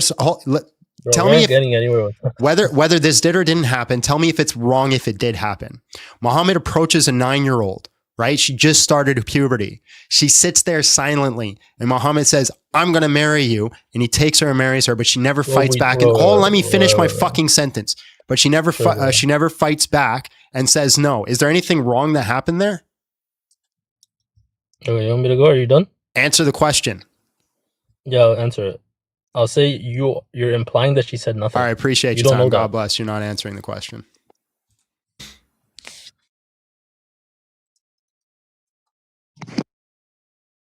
Part of my language, guys. Part of my language. Forgive me for my language. This is gonna be a tough one, guys. That dono bar is looking pretty empty. You see what we got to go through? Help us out here. Help us have some incentive to keep going and keep moving through this. Hello. How are you? And just real quick, how old are you? Yeah, hello. Can you hear me? Yeah. How old are you? I am 46. All right, man. Aisha's marriage was immoral. Prove us wrong. Go ahead. Aisha's marriage was immoral. Okay, so I'm going to talk to you from the Islamic perspective, from the jurisprudence, and what needs to be in place in order for a marriage to be considered halal, which means permissible.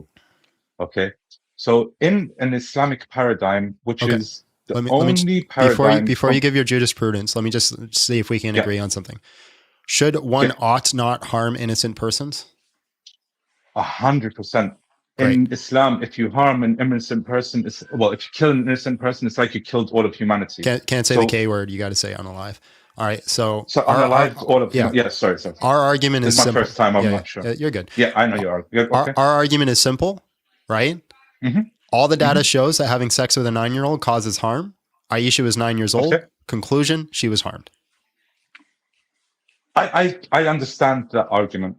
Now, depending on which scientists you go to, they can say that puberty can occur in people as young as 9 years old. It's not common. The average nowadays, they would say, is probably around 12 to 13 years old. Can we agree on that? Yeah, so puberty is completely irrelevant. In terms of puberty. There are multiple stages of puberty, and just because one starts puberty doesn't mean that they're ready for intercourse. It's actually a terrible method. Sure. Okay, that's one way to look at it, but the way that it was looked at throughout history, up until the 20th century, was that the moment a girl bled, it meant that her womb was developed enough to carry a child. That's not true. I have writings from like Second Temple Judaism that shows like the vast majority of people who are getting married were into their 20s to 30s, right? That they weren't doing it at a young age. We also have data from the 1500s that says that they didn't consider people an adult until they were 21 years old because that was how old you had to be able to carry armor and be strong. Where in the world are you talking? Yeah, this would have been sorry, I England. don't mean to interrupt you. So, so England. So the history of England is actually quite sketchy, and the reason why they have an age of consent, which is not 18 or 21. Even if the entire world said it was okay to breed at the moment of puberty, and just yesterday we decided to switch it, I would condemn every one of them because it was wrong. Sure, and I know you will. And you already have. I get it. The whole premise of this conversation is taking one particular instance when this was a common practice throughout the world. Yeah, but that's not what you guys argue. You guys don't argue. You guys don't argue that. You guys don't. Hold on. You guys don't argue that Muhammad was just a member of his time period and he did something in his time period that was wrong. That's understandable. If you guys said Muhammad just did that because it was part of his culture and he was wrong to do it, saying that. and we condemn it. No. That's fine. I'm not saying he's wrong. Then it doesn't matter the time period, does it? It was his culture. What it does, because no, it doesn't. What changed is not. No, I'm telling you, what's changed is not because the previous speaker mentioned it to you guys. Physical maturity is only part of it. If one part is missing, the marriage is not legal. Great. It is literally physically impossible. That goes to my argument. Yeah, this is John's argument. It's physically impossible for one to be mentally mature before the ages of 18. I disagree with that. Well, then you got to argue with all the science because the brain does not develop enough. I'll argue it. I will argue it. You're going to argue against all the science. You're going to show me data where somebody has a fully developed brain before the age of 18. I'd love to see it. Well, it doesn't matter if they have a fully aged brain or not. Then what are you arguing for? How are they mentally mature if they don't have the capacity to make rash decisions? Because what modern science? Okay, so what modern science has done is they have started to categorize the different stages of maturity. Okay, before it was child, adult. Now it's infant, child, adolescence, teenager, whatever, and they basically put all these different categories based on physical development of one person. But I can tell you that not every single person. See what you guys have done. Is there an argument coming? What scientists do. There is an argument coming, and I'm making it.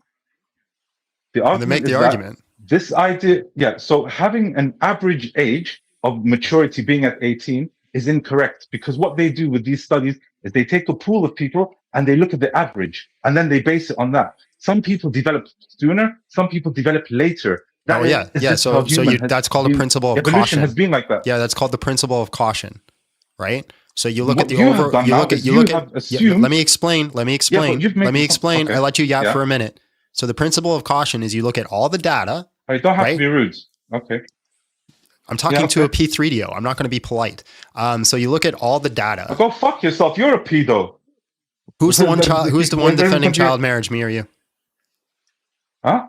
Who's the one defending child marriage? It's not a child marriage. It's not a child marriage if they're not a child. Oh, 9-year-olds can be adults?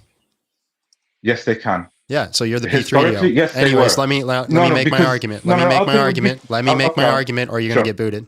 All right. So what we're looking is called the principle of caution. We look at all the overall data. We say, hey, the normative range is this period, and then we add a year or two to make sure that we're being cautious, right? So I'd actually argue that 21 to 25 is probably better than 18. But we look at all the data, we take the principle of caution, and we move towards a safer bet. Now, you don't just say, well, okay, so maybe sometimes there's an outlier situation where they mature quicker. Therefore, we should just allow for 9-year-olds. That's a silly argument. You know that, right? Nobody's making that argument. 100%. And nobody's making that argument either. Okay, then make an argument. Yeah, my argument is simple. Every single case should be taken as a case by case, not as a general rule. Because some people mature sooner than others. Can you give me one? Hold on. Watch this. Watch this. Give me one piece of data. Give me one piece of data where a 9-year-old received all the abilities of maturation. Every one of it. Just one. If you give me one piece of data that shows any 9-year-old throughout history has received the physical, emotional, and mental maturity of an adult, go ahead. Show me. You want me to show you data from history? From any person in history, for even now, Aisha, of a 9-year-old, being the reason why we say physically, that is mentally, she was actually a genius. And the reason we say she's a genius is because being a genius has nothing to do with maturation. Yeah. So he left. He left. He's gone. He left on his own. I didn't know other people used the Super Saiyan argument besides Nadir. That's crazy. He got so mad when I called him a pedo, but then he literally said he was. I have a reductio I want to run. All right. I'll let you do the next one then. Yeah, so let's make this clear. Right? I can just appeal to divine command theory. Wait. Yeah. Hello, how are you? And just real quick, how old are you? Yeah, hello, I'm 18. So why can't I just appeal to divine command theory as you would, affirm for, the genocide that you got commanded within the Bible or the grape that you commanded? Like, I can just appeal to that. Yeah, okay. If you want to do divine command theory, you have to confirm to me that God actually commanded it. Well, so you're saying that if I can prove that God divinely commanded my prophet to marry, that therefore be justified? If divine command theory is true, you also have to show me divine command theory is true. All right, great. So inherently, this argument is not like a falsifier to my religion, right? If I can just appeal to it, right? You have to confirm that your religion is true and divine command theory is true. You need a justification. All right, so if Islam is true, therefore the marriage is not immoral, right? No. Great. At least you're saying great. I said if I were to prove Islam. So if I were to prove Islam, therefore he's not even listening. I gave you an answer that's contrary to what you said, and you're celebrating as if we agreed. Yeah. So if I just meet the sufficient condition as to why I could prove that Islam is true, therefore the marriage wouldn't be considered immoral because it would just follow that therefore it just be okay. You are not listening to. You didn't listen to a word I said. Literally, he said the exact opposite of what you said. Let's make this clear, right? Do you think it's inherently immoral to harm a child? Do I think it's inherent? I think one ought not harm an innocent person. So would a baby be considered an innocent person? Mm-hmm. So why does your God commission the harming of babies? There it is, tu quoque fallacy. What's your argument for Aisha? It's the argument consistency. What's your argument for Aisha? Yeah, how are you under arguing the principle consistency? See. Under the principle. Wait. We know your position. You do not know ours, right? We know your position is that you are defending the marriage of a 6-year-old and the consummation of a 9-year-old. Do you know that do you know what our evaluation is of the Old Testament? And you defend a God that condones genocide upon babies. What's the difference here? Like, you're okay with harming children. What are you talking about? Do you know that that's my position on the Old Testament? And what's crazy is that you're okay with babies getting slaughtered and with child marriage. It's crazy to me. Do you know my position on the Old Testament? See, you're okay, but here's the thing. Here's the thing. Hold on. Here's the thing. We can concede that we're hypocrites. It doesn't change the topic. Okay, how about this? Can you prove that everything Epstein did is not in accordance with the Bible? Yeah, okay, I'll say this. That? The Bible is evil. Everything that God did in the Bible is evil. Yeah, he so, hurt all you can these see children. that your God does all of us, Epstein all of us Christians are. activities, right? Hold on. All of us Christians are hypocrites. Now, can you make an argument for why it was moral for Aisha's Why would marriage? I debate a hypocrite? So you can't. If you're okay with Epstein activities, so all you have, in the Bible, then why would I care? All you have is a two-co-quay fallacy. Well, no, it's not. It's not too quick if I can address the. You can't. problem, You right? have no justification for it. I gave an argument of consistency. So that's we're inconsistent hypocrites. What's your argument that it was? What's your argument that it was moral? If the principle is true that there's like certain circumstances that you can harm children, and therefore it's not inherently wrong to We are inconsistent hypocrites. What's your argument that it was moral? So are you saying that you can see that the Bible is immoral? Okay, last chance. What's your argument that it was moral? Yeah, because it's justified within the Bible. It's justified within the Bible. We don't get our morality from the Bible. Where else do you get your morals from? From God, who wrote it on our hearts. So you're putting your intuition as subjective? No, it's not. You're subjective. presupposing that your intuition is true. Do you have an argument? Yes or no? Yeah, that the marriage is justified through the Bible. That's the point I'm making. Appreciate your time. So that's our 8th two-co-quay fallacy. Let's try another one.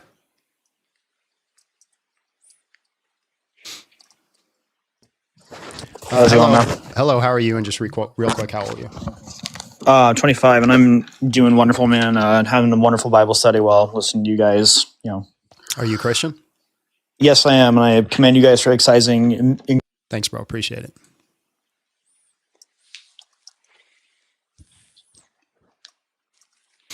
Just an average Muslim. Hello, how are you? And just real quick, how old are you? Hey, hello. I'm 35. How are you? I'm good, Can man. you hear me? I'm good. All right. Aisha's marriage was immoral. Prove us wrong. Go ahead. Sure. So I'll just start. Well, so it wasn't immoral. And the reason is because you use the word P3DO. Mm-hmm.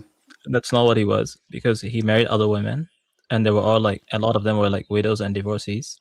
This was the only young marriage he had. His first wife was either hold on. How many dicks do you have to suck to be gay? What? How many dicks do you have to suck to be gay? John, I'm not going to answer that question. You're going to answer the question, or I'm going to move on. How many dicks do you have to suck to be gay? Is this how you talk to people? How many dicks do you have to suck to be gay, bro? Are you a dumbass Canadian or what? Answer the question. You got to be careful. Answer the question. Listen, I'm not going to answer your question. All right, then I appreciate your time. You heard it first, ladies and gentlemen. If you marry other adult women, you can marry a child. And you're not a pedophile. P3DO. P3DO, sorry. And also, John, careful. Yeah, you're right. You're right. I'm just getting mad. These silliest arguments in the world for defending child marriage. Right, I'll bring you back up, bro. You came back in. But here's the deal. You answer the question or you don't get to talk. So answer the question. Go ahead. No, dude, I'm not going to. That's an insulting question. Then I appreciate your time. Then you just got a 4-hour block. UMZ, hello, how are you? And just real quick, how old are you? Hey, I'm all good, and I am 22. All right, bro. Aisha's marriage was immoral. Prove us wrong. Go ahead. Yeah, but before we do, we need to lay ground for what is immoral, right? I just want to understand what you guys. I think there's a principle. I think there's a principle of harm that we can both agree on. One ought not harm innocent persons. Do you agree with that? Yeah. Now listen to my thing. I say that morality is subjective. You cannot define that this is immoral and this is moral. It is subjective. Are you Muslim? Not a universal thing. Yeah, I'm a Muslim. Then you don't believe morality is subjective. Wow. Just listen to me. I'm not here to argue with basis on Islam or Christian. I'm talking in terms of pure philosophy because you have been bringing up so many fallacies. There's that. Which fallacy? Which fallacy have I done? No, like Tuco fallacy, this fallacy. I don't understand all of them, but I want to talk. The only fallacy I brought up is the Tuco-Quay fallacy. Yeah. All right. Okay. So if you're a subjectivist, what type of subjectivist are you? And in that, what I mean is that if you take an event such as this marriage and you say that it is immoral. Answer my question. Wait, you said you're a subjectivist. What type of subjectivist are you? Moral subjectivist. Okay, like a relativist or what? Is subjective. Relativist, yeah. Relativist. Okay, great. So yeah, let's just ascertain. Let's just ascertain your morality here. So I made this P1. P1. No. Listen, P1. So you're a subjectivist. You're a relativist. Let's see if what I say aligns with your idea of morality. P1. Imposing one's will on another person in matters of bodily agency is immoral. It is immoral. Again, it is relativism. For you, it might be okay. For me, it might not be okay. I'm asking you, according to your moral system. According to your moral system, imposing one's will on another person in matters of bodily agency is immoral. Do you agree with the premise or not? No, I don't. I do not agree with that premise. Now, let me complete. I made a claim. Let me prove that claim. Let me prove that claim. Okay, fine. The thing you're talking about, this relativism. Okay, so I want you to understand what you just said by denying that premise. You just confirmed that according to your moral system, can we get back to the topic, this is the topic. By you saying you do not agree with premise 1 to that argument entails this. I am supposed to make a claim and your prove moral it, right? position specifically is going to allow for not just P3DO behavior, but specific every single grape that happens is not immoral. That's what saying you deny P1 does. John, please let me finish my argument, please. No, I'm not, because you just denied P1, where I said imposing one's will on another person in matters of bodily agency is immoral. And you said, according to your moral system, according to your relativism, according to my moral system, what I immoral. Believe. According and to you what said I you believe. deny P1. So now you are saying grape it can be and P3DO behavior is not immoral. That's what it entails. No, I'm not saying that. No, I did not say that. Then don't deny P1, you moron. Such words. Okay, listen. Okay, don't deny P1, you moron. You're gonna get bullying. But the thing is, the thing is, ignoramus. The thing is Listen that, okay, fine. You are just putting some big words in front of me. I just told you I'm 31. Maybe I don't know all those things. Just say it in simple words. If you ask me that is rape good, I say no. Ask teacher. Teacher will give you answers and help you learn. Do not just deny a premise that is going to entail that you think grape is moral. Just calm down, man. Let me talk. Just calm down. Okay, man. I'm going to ask you again then. P1, imposing one's will on another person in matters of bodily agency is immoral. Yes or no? I do not understand the word bodily something that you just said. Bodily agency. Let me give you an analogy, right? Okay, yeah. You're laying there in a coma. Okay. And then I have my way with you. Did I do something wrong? Yeah, you did. Absolutely, you did wrong. Okay, then you agree with premise 1. He agrees with premise 1. It was simple. That's simple, man. You were just putting some big words in front of me. Come on, my God. Then don't deny the premise. Just say, I don't understand the premise. Could you clarify? You said no. I deny P1. Okay, great. Perfect. Thank you. Appreciate the concession. I was wrong there. All right. I'll keep this in mind. Okay. So, as I was saying, so P2, wait, that's just premise 1. We're moving through the premises. This is an argument. All right. So you accept P1.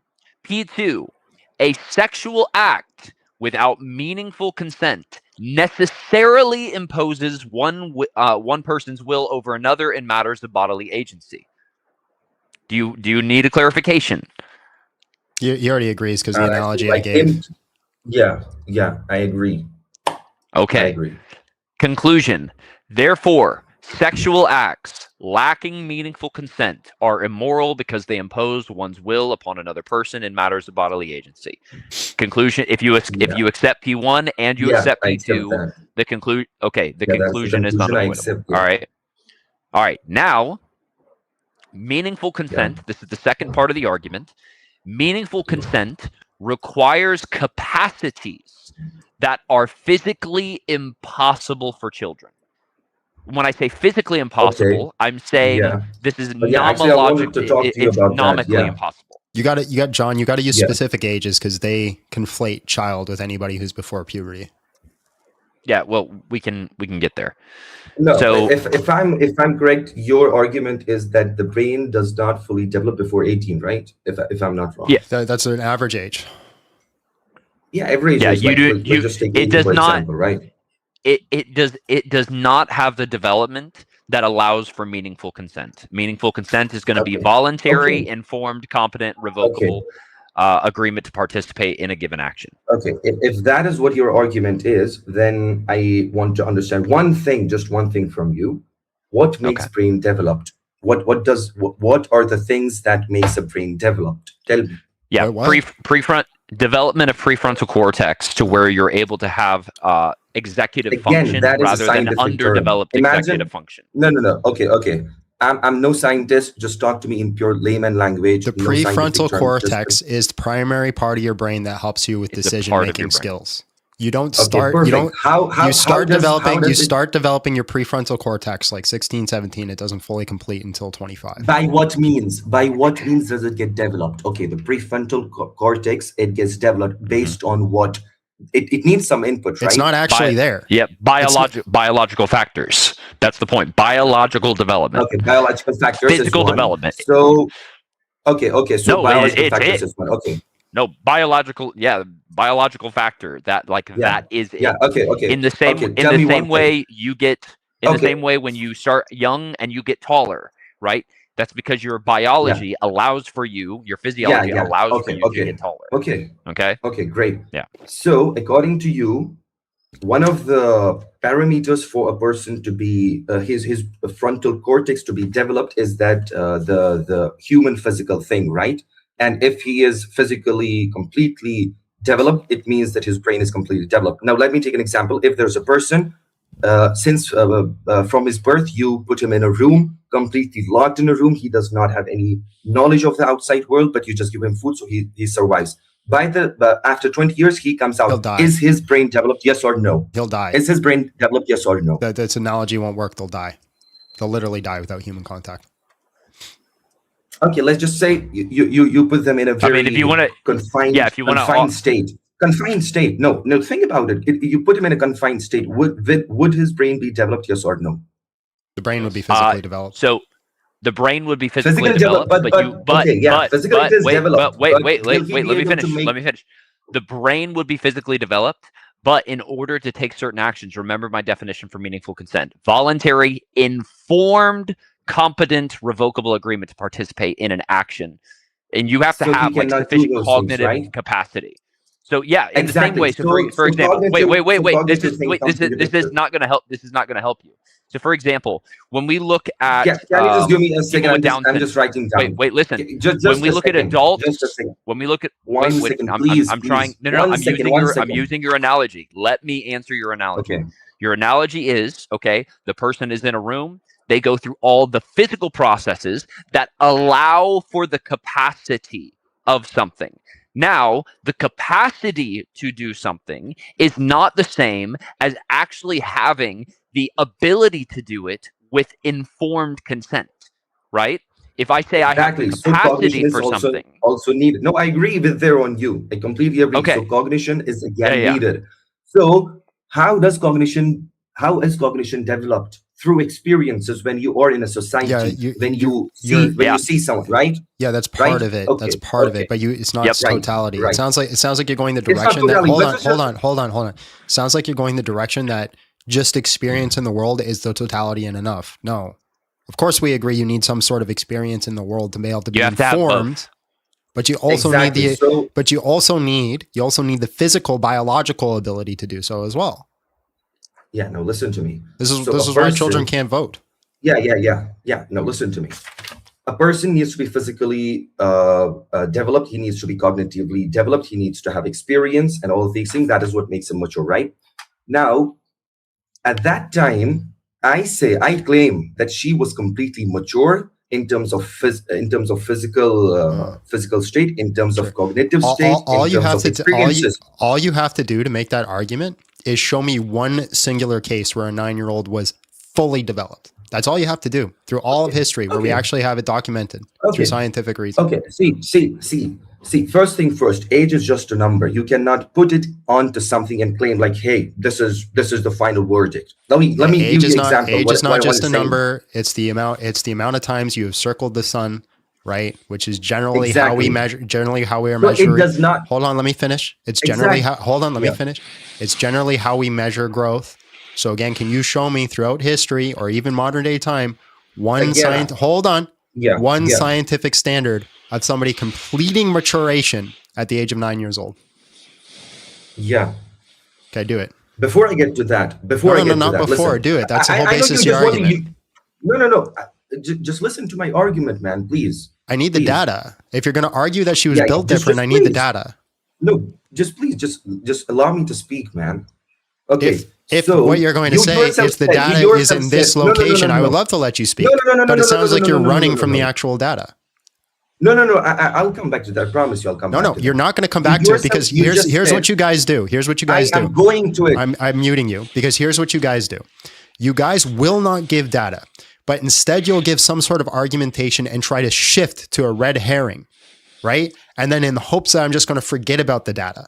So if the whole basis of your argument is built off the fact that she is just built different, I need some data. I need some data that shows that we have at least one confirmed case of a 9-year-old being past all the tests of maturation.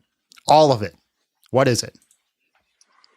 Yeah, that is what I'm getting to. You yourself said, I say you are asking an illogical question. Why?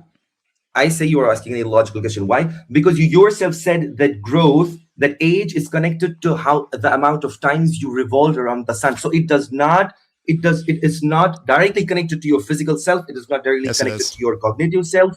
Now, the thing for the age, okay, just check this up. King Baldwin, he was of age 13 when he was crowned, and he has his greatest victories by the age of 16. So not only him.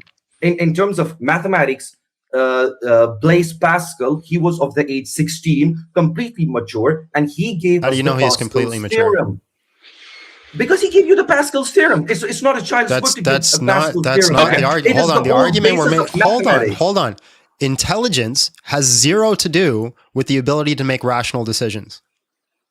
No, of course. So you're saying that intelligence and rational decisions are completely different things? Yes. Okay. All right. All right. So, you gave it. Hold on. Right.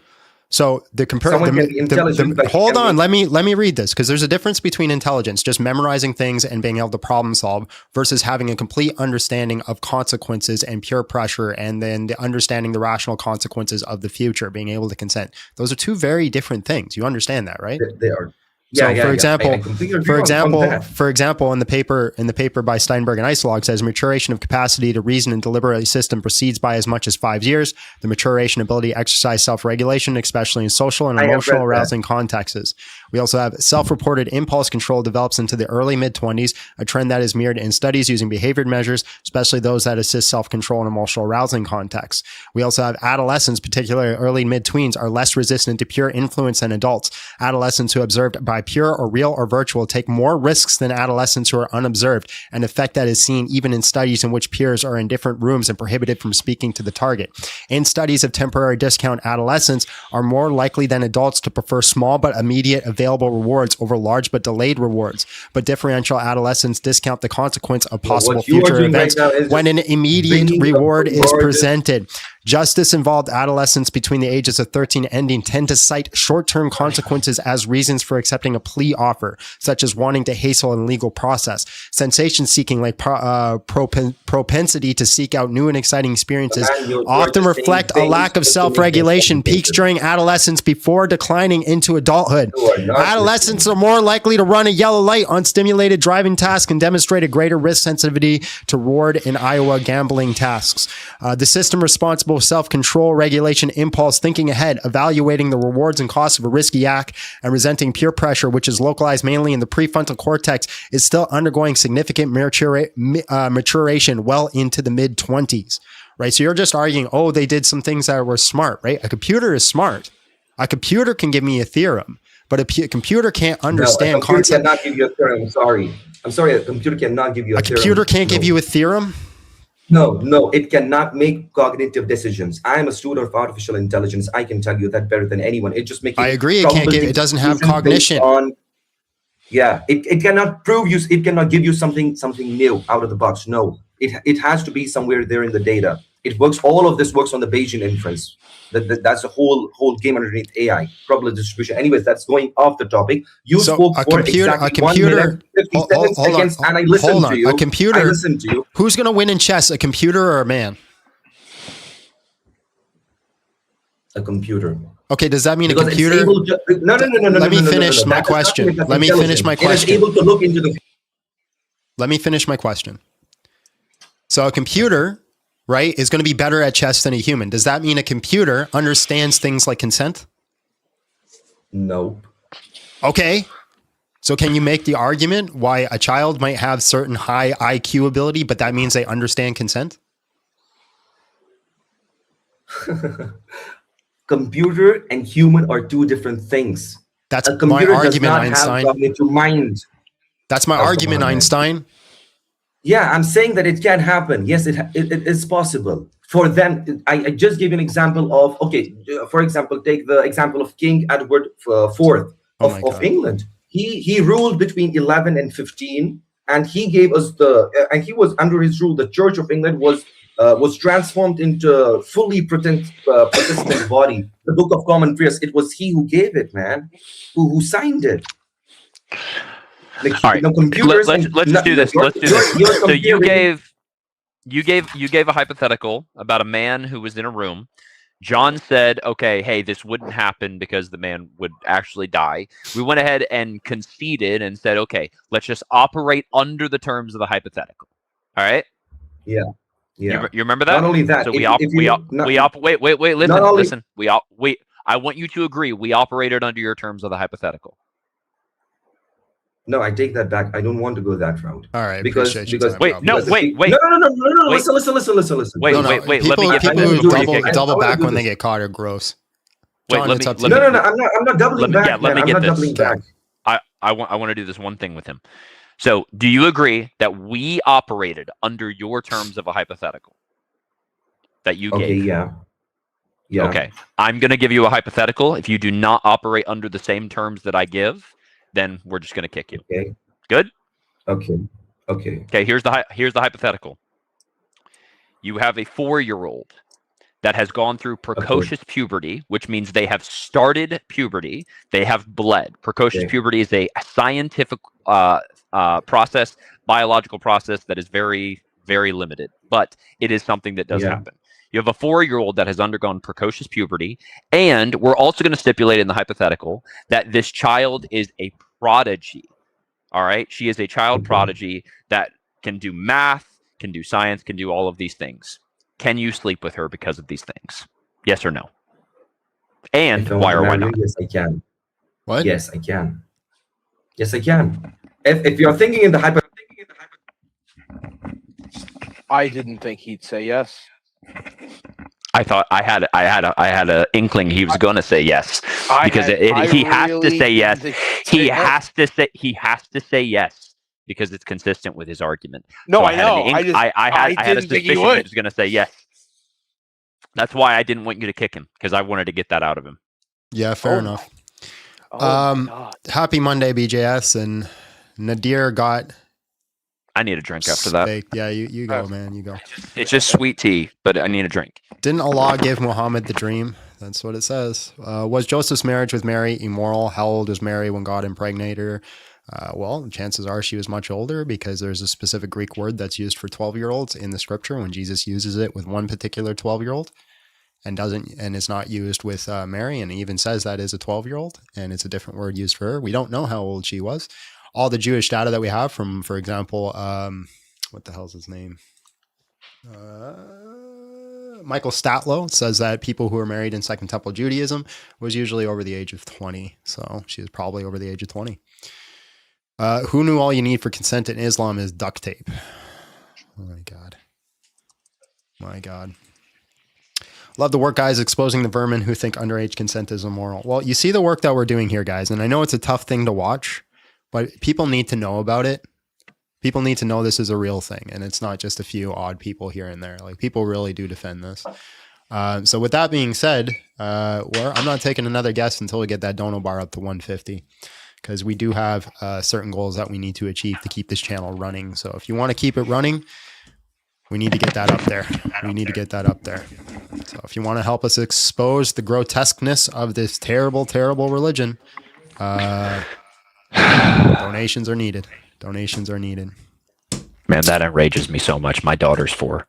Who's yelling at me that I'm a lawyer? What do you want? Call the cops. Just I'm a lawyer doesn't mean I know the cops. Anyway, Little John, I think I have a problem with your argument, but I don't want to talk about it on stream because you're using it. So, God bless you, Big Boy John and Little John, for exposing these creeps. God bless chat too. God bless chat. Wait, you have a problem with my argument? Yeah, the one with your premises. Yeah, because I don't think I agree with the first premise, but I need to ask you about it. Premise imposing one's will on another person. Do it on the Discord. I'll do it in the Discord. I don't want to do it online. Yeah. Okay. Very much in keeping with the standards of Christians, give me money to hear me. Amen. John's in the UFC now. What? Which one? Me or this one? Props to the 2 men on screen and the other behind the camera. Don't give Striker any props. Your youngest is 9. Your youngest is 9. What did I do? No one knows. Men get married over 20, which is why most scholars believe Joseph was 20 to 30. Girls got married shortly after puberty, which is why most scholars believe Mary was 12 to 14. It's also not true. When we look at Michael Statlow, right, it shows us that most people who got married, including the women, were over the age of 20. Now, there were like written laws that showed much younger, but societally speaking, it was much earlier.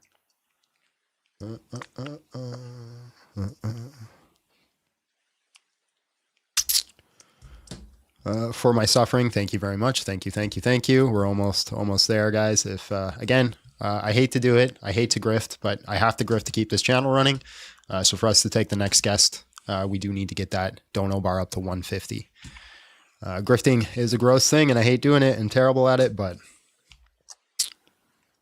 got to do it. Got to do it. If you guys want to hear Islam defend child marriage, because we got more people in the queue today than we do in most days. It's crazy. I put up the queue. Hey, defend your religion. No, nobody. Hey, defend child marriage. Full queue. This is like an oddly consistent thing that happens. If you even mention it, then everybody starts coming up and wanting to defend it. Like a touchy subject for them. Thank you so much. Thank you. Question for BBB. Do you think it's possible to make an argument about the historicity of the Quran, since it's often used Greek transliterated words and not Aramaic or Hebrew, for example? I don't know how that follows. Do you think it's possible to make an argument about the historicity of the Quran, since it often uses Greek transliterated words? Yeah, I don't know what you mean by historicity there. Like, are you saying like the Quran makes some historical claims that are accurate? Yeah, there are historical claims in the Quran that are accurate, but there's also a slew of historical claims that are inaccurate. So my claim is not, hey, Quran is false in totality, rather that the Quran is false where it says false things, but there's some things that it can say that they're true, or they're moral, or they're ethical, right? That I wouldn't really have an issue with. I don't know who's scarier, Angry John or Angry John. Wait till you guys see Angry John. Yeah.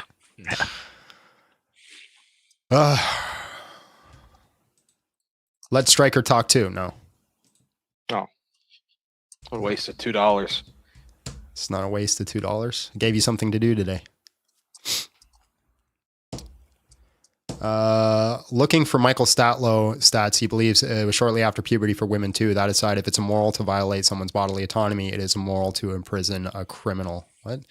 Looking for, no, because the criminal is not innocent. And no, again, Michael Statlow doesn't say that. Christ is king. Amen. And even if he did, it still wouldn't make it right.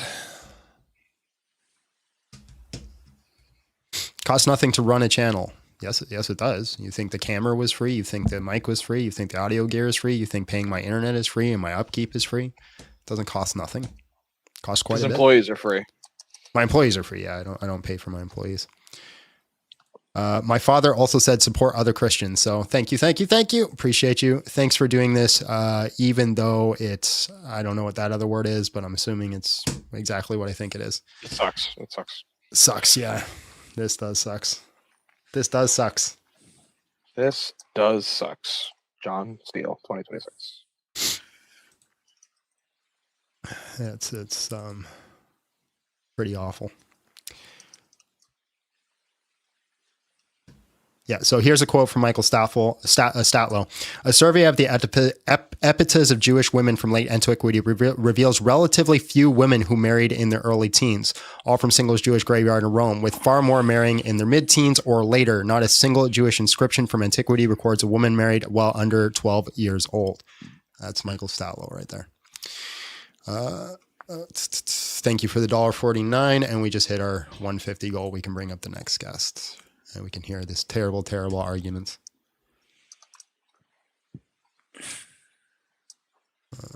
Do you want to take it or me? We'll see what happens. I think we need to go back and forth in the sense of I get a break. I just took the last one, so. Hello. Hello, how are you? And just real quick, how old are you? 35. All right, man. Aisha's marriage was immoral. Let me do my opening, man. Aisha's marriage was immoral. Prove me wrong. Go ahead. Do I talk to John or the guy who talks like this on the bottom? Which one do I talk to? You, John? Just make the argument. What did he say? Okay. I said, do I talk like you to you guy or do I talk to John? Which one? Because I can't understand you on the bottom. It's better if I talk to John, though. All right, man. Appreciate your time. All right.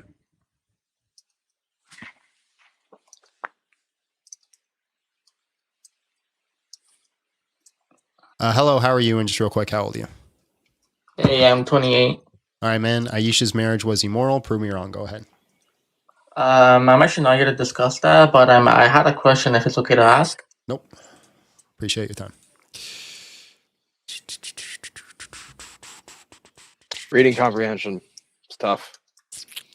It sure is. Oh, did we lose everybody in the queue? Because we had said we had over 10, and now I'm clicking all of them, and they're just vanishing. Well, there we go. Ross Goodweather. Hello, how are you? And just real quick, how old are you? Hi, I'm 22. All right, man. Aisha's marriage was immoral. Prove me wrong. Go ahead. Oh no, I can't prove you wrong on that. I completely agree with you. All right, then appreciate it. I think y'all. W. All right, we got him. Hey, all right. Good work, guys. Except that guy that made fun of your speak. You got to get that lisp looked at, John. I don't have a lisp. I know. That's why I didn't really understand what he was saying. I'm a pastor. I communicate as my job. Okay. Well, maybe you communicate with a lisp. Yeah. If I donate, you get a joke. When does a joke become a dad joke? When it becomes apparent. Ha! That was actually good. Yeah. I like that. I'm gonna steal that one. That's something John would say. Hey, and I'm stealing without your consent. It's mine now. You shouldn't have told me. All right, guys, smash the like button, share the live, do the things you need to do. Again, Aisha's marriage was immoral. We have 8 2-quoque fallacies today. Let's see if somebody can actually come up and present an argument why it was moral. Let's see if that can actually happen. I've been listening back to, because I've been trying to find clips and stuff to post to a lot of my lives. You know, it's a big consistent thing that like I've noticed from people is a lot of people I talk to have like a Disney villain laugh. Yes. Like they all make fun of it. Chat all the time. It's such a crazy concept. Like it just, you wouldn't think like it's a movie thing. It's like they tell you it's like you're actually the evil one. It's like, what the hell? like you're the one with the Disney villain laugh and you're going to tell me I'm evil? So, bro, you sound like Jafar, man. Like, you don't tell me that I'm evil. But there's a lot of them, man. It's actually shocking how much have it. Like this, like like it's really weird. Yeah. If the next Muslim who comes up makes the argument about that like society plus biology is the determining factor, can I ask them a question? Sure. All right, thank you. Hello, how are you? And just real quick, how old are you? Hello. Yes. How old are you? Oh, how's it going? I'm 28. All right. Aisha's marriage was immoral. Prove us wrong. So, you guys are Christian, right? Yeah. Both of you? Okay. So the thing, like the main thing that, so I'm to be specific, I'm a Shia Muslim. So the main thing that where we derive morality from is from God. Okay. Real quick. You said you're Shia? Yeah. Okay. Sure. So do you think she was 9 or do you think she was 19? You know, I looked it up through various sources. The hadith, and I'm sure you guys are familiar with how hadith works. It's very vague on both sides, Sunnah and Shia. For the Sunnah, it tends to point in the range of 9 years old to like 14 or 16, like that range. Okay, so how old do you think she is when she got married? I just need you to answer that. If I had to say, between 9 and 12. If I had to say, but obviously I could be better educated. But of course, right now, if I had to say between 9 and 12 years old. Yeah. So that's wrong. Can you give us an argument why it isn't? So a big reason that we have a big way that we derive morality from is from God. So the claim originally is that the prophet is the final messenger. So since he's the final messenger, a lot of what he said is considered revelation, not just what's in the Quran, but what he says like in hadith, that how to act. You know what I mean? So like that would also be considered a way. So a big thing is there is a balance between what the prophet was allowed to do versus what the day-to-day Muslims were allowed to do. Because in many, instances in the Quran... Okay, so just real quick, are you saying that Aisha was the exception, but every other Muslim can't marry a 9-year-old? No, I'm not saying that. Okay, what's your argument for it being moral, man? The argument is that God decides morality. So if the scenario... So God said so. If she's that age, and by the way, a big point is that they didn't have relation like physically until she was older. That's a big stemming point that is in my faith, the Shia sect of Islam, is that even if she was married at the age... By the way, Shia put her... Is your argument that God said so? Well, I wouldn't put it that simply, but I would say that that's the big fact. Is that God said let me just ask you a quick hypothetical. Let's say you received a vision from Allah right now to suck my nuts. Would you do it? So the reason that wouldn't work, that hypothetical, is because the reason that somebody doesn't come out right now and say, they're a prophet and they have all this information, etc., is because the whole point is that he was the final messenger. And that's actually a check. So Allah reveals himself to you. Angel Gabriel comes up, throws you against a rock, squeezes you, and says, I want you to suck John's nuts. Would you do it? So it's actually referenced in the Quran that the final message has been revealed. So any other revelation would be the devil. That would so you would assume it's the devil. Yeah, exactly. Yeah. You wouldn't assume. It's known. Yeah. So why can't I assume when an angel threw Muhammad against a rock, squeezed him, and told him to sleep with a child, it wasn't the devil?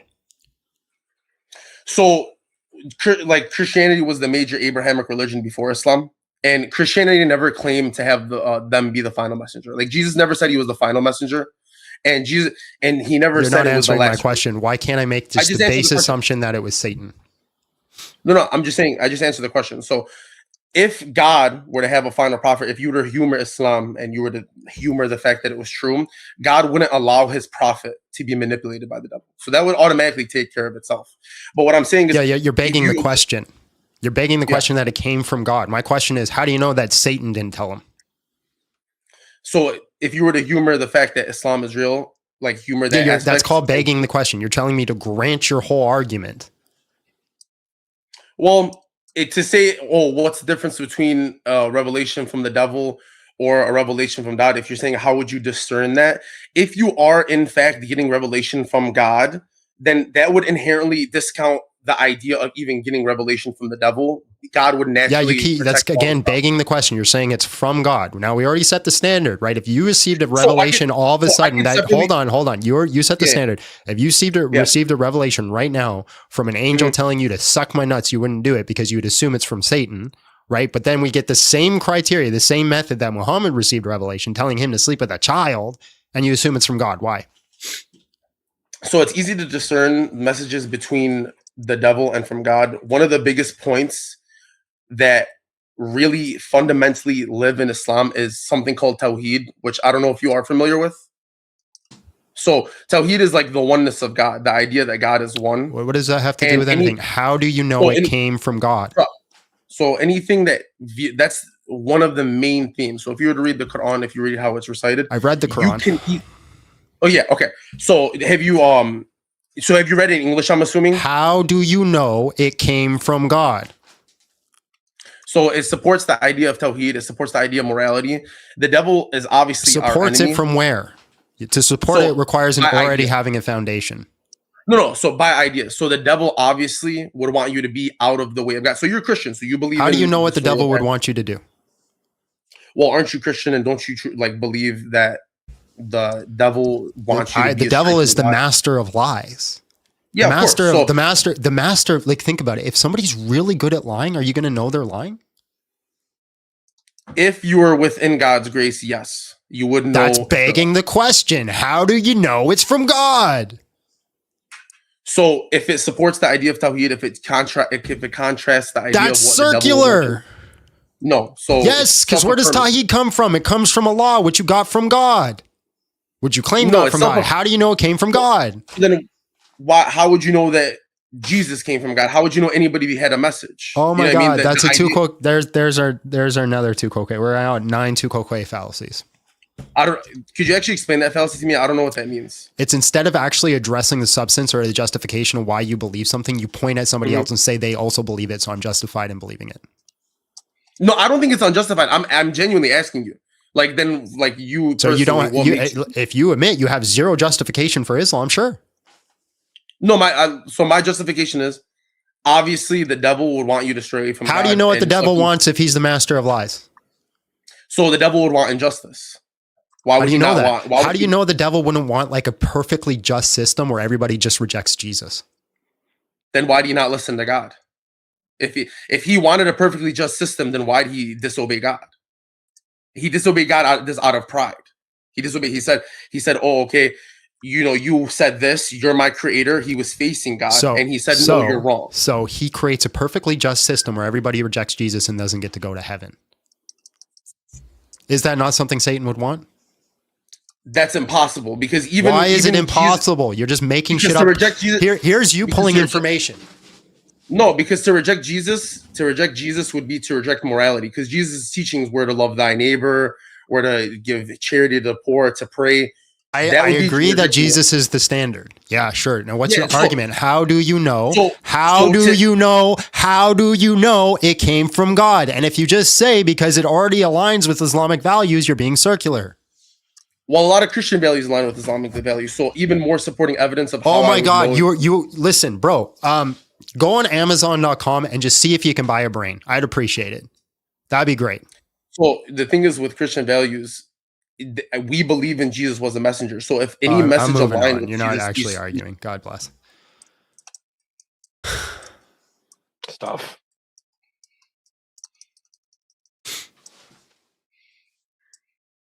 Hello, how are you? And just real quick, how old are you? I'm sorry. I'm 35. I'm going on 36.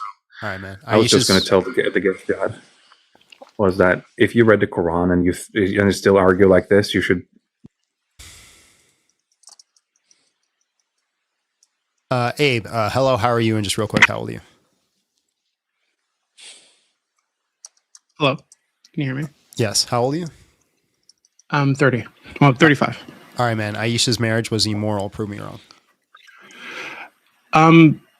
So I guess what I'd ask is what you mean by immoral, because what you guys were saying earlier was something like, God is written on your hearts, but I don't understand. God has given us a law on his hearts. Yes. Sure. But how do you square that with other people having different senses of morality? Yes. Okay. Well, sort of. I'm learning. I'm very likely going to convert, but I'm still at the starting point. Okay. So Wait, you're going to convert to Islam? Very likely, yes. Bro, why? Why? I'm a religiously curious person. Hold on, let him make his. He's trying to let him make his. Say what you're saying.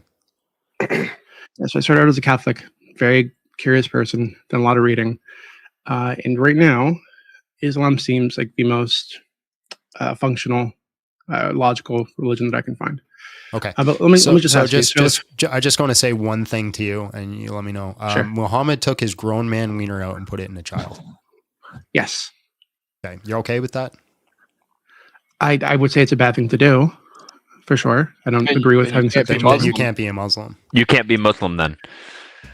So it really if depends. you say no. So a core tenet of Islam is that the prophets are free from all major sins. Okay. Yeah.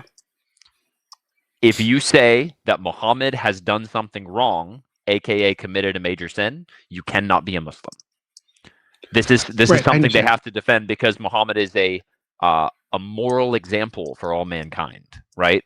So the moment you say Muhammad committed sin, you are outside the fold of Islam. You will be takfired before you say your shahada. Well, that's the thing. So I currently believe it's wrong because I've been socialized in a culture where we're taught that this is a bad thing to do. The reason I wouldn't say it's a sin, that I know it's a sin right now, is because we have many examples of the same God setting up marriages between what I would consider to be a grown-ass adult and a child, i.e. Isaac and Rebecca. Oh, can you show me anywhere in the Bible that says how old Rebecca is? And that God set it I believe that the word used for her is a word used to describe a child. It's like nara or some shit like that. I can't remember the exact word, but it's a specific Hebrew word that is used to describe a child. Sources, right? And sure, I can pull it up for you if you'll give me a bit. But my understanding is in Second Temple. Okay, in Second Temple Judaism. No, now I'm pulling it up, but I can speak at the same time. No. You're gonna wait, and then you're just gonna pull it up, and you're gonna show me how she was a child. Okay. If you're impatient, I'll do that for you. Okay, 1 second. Well, you're building a whole argument off that claim. Yeah, I don't think it's even a controversial claim. But again, if I'm going to pull it up for you, that's fine. Now, R, by the way, doesn't mean child. I know the word. It has a semantic range all the way up to 25. 1 second.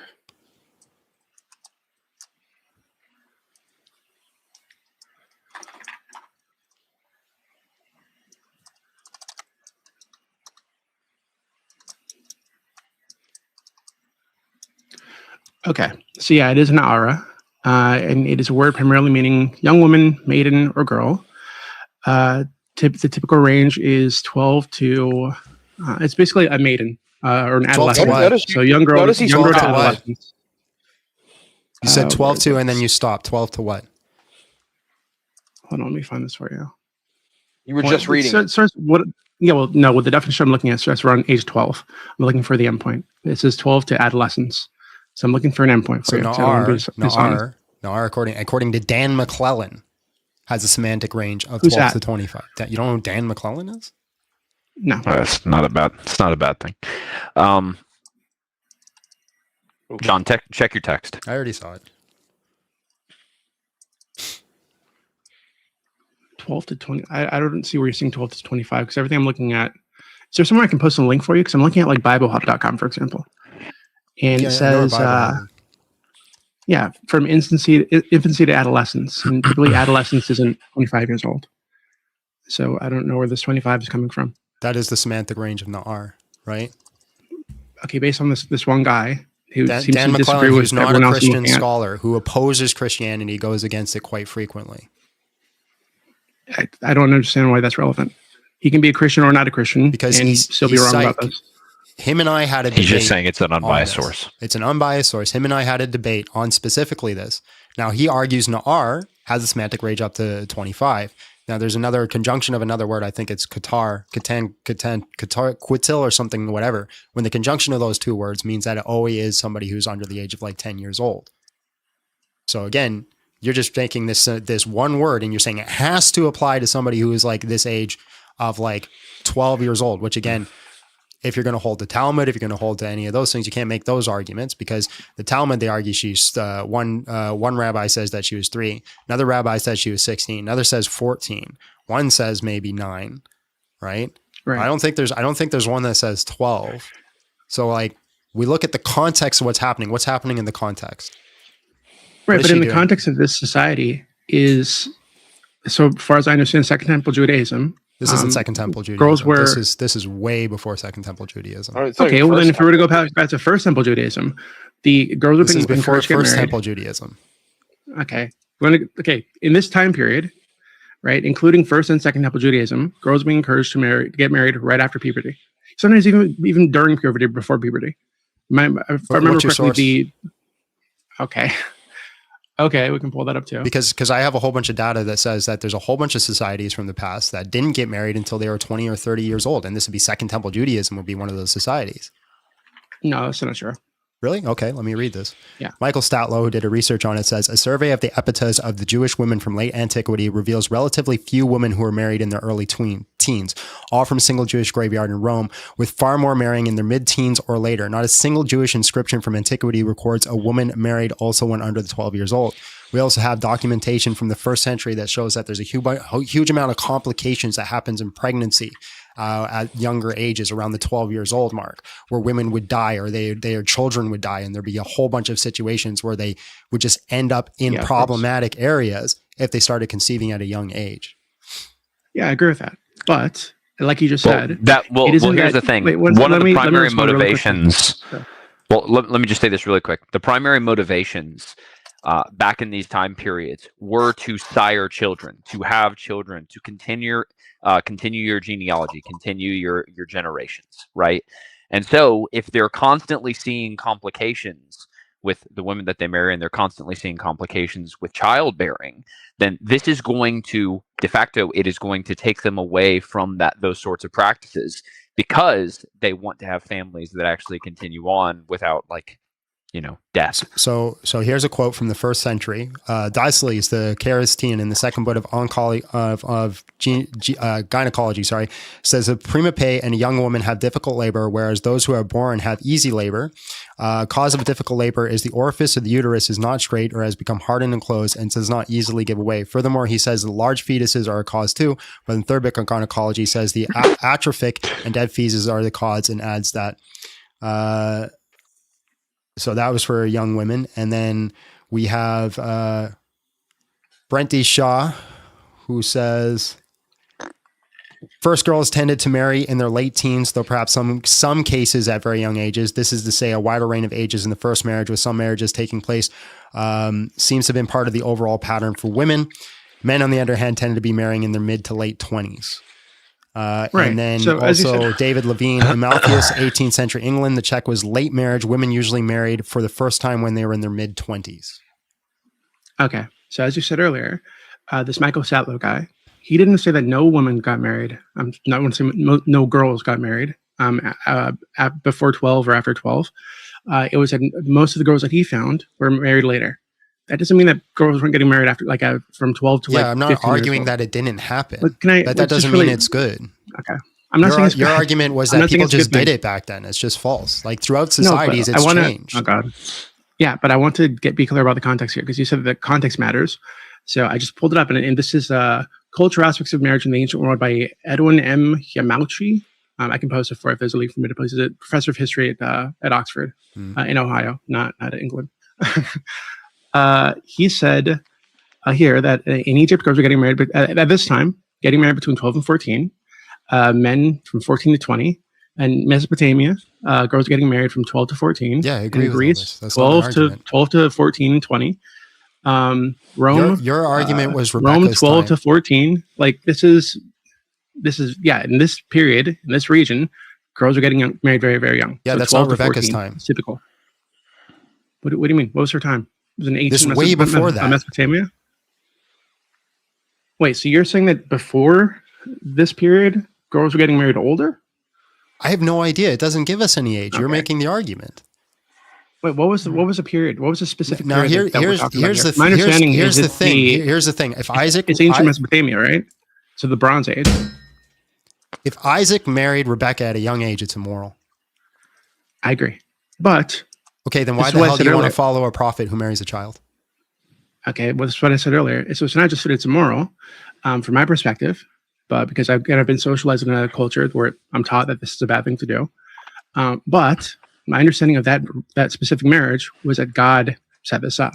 Okay, that it was a. Then you need to prove that God set it up. Sure. So my understanding of how this happened, I can pull up the text for you if you'd like. But my understanding, off the top of my head, is Abraham was dying. The guy who I'm named after was dying. And he sent a servant out to find a woman for his homeland for Isaac, because he didn't want Isaac marrying a Canaanite. So the servant said, wait a second. That we're talking about you having to prove that what Muhammad did was from God. No, you're misunderstanding me. So no. That's our argument to you. I understand. We're leaving. So listen.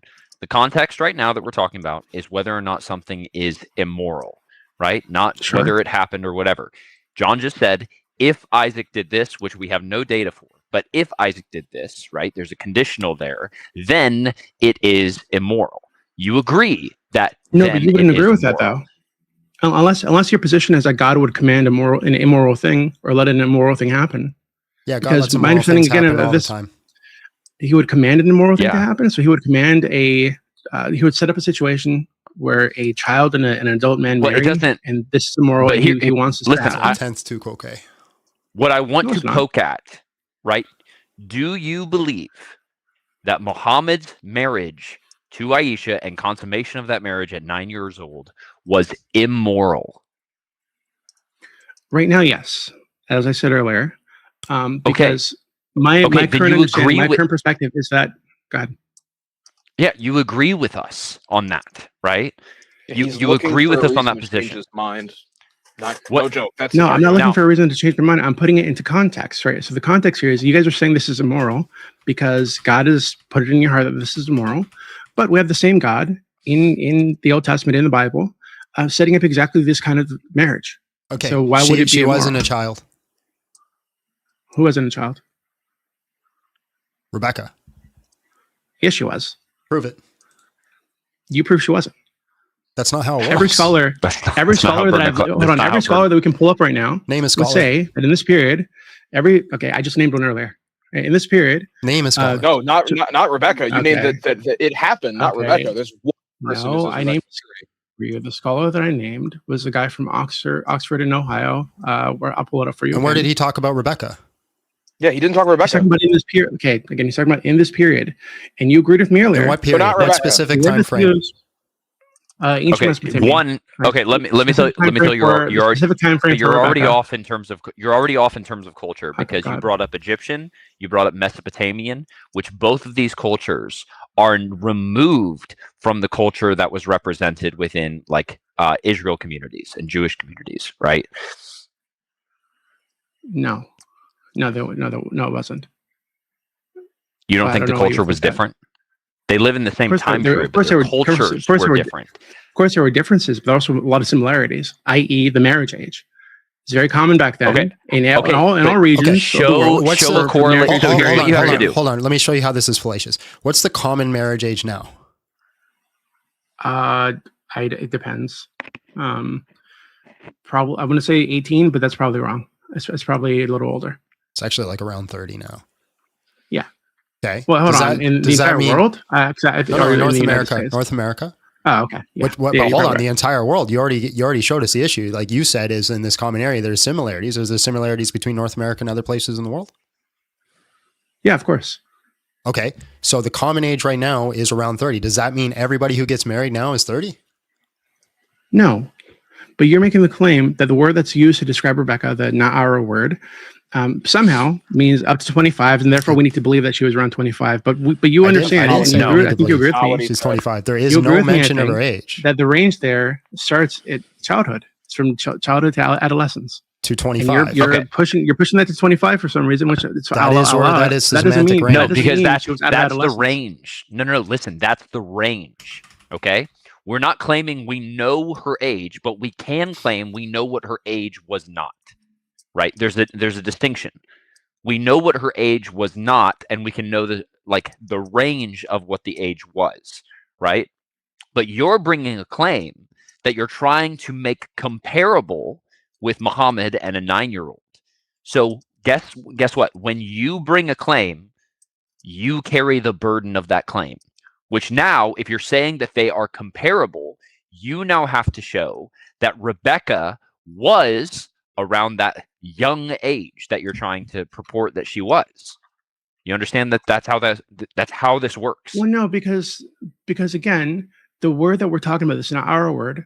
I'm unable to find. I've been Does it? Okay, talking, all right. unable to find anything that says it applies up to 25 years old. I'm going to ask you really simple. I'm going to ask you really simple. Now, does it have a range of age, or is it a specific type of age? It's a range but it doesn't go up. It doesn't go past 18 years old. As far as I'm able to find. Oh, so you lied to me. 20 years old is adolescence. Oh, hold on. So then you lied to me. Because my understanding. So then you lied to me. No, because I asked you. You said 12, and then you stopped speaking, and then you said I didn't have an end range there, and now you're saying you found a range up to 18. No, that's not what I said. I said what I was reading at the time. It only said from 12 to adolescence, and I didn't want to lie to you, so I didn't give you the end point because I wasn't sure what it was. But I've been looking as we've been speaking. So up to 18. I haven't been able to find anything that says it goes over 18 years old. So and I'm saying this because what I consider to be adolescence so up is to 18 years old.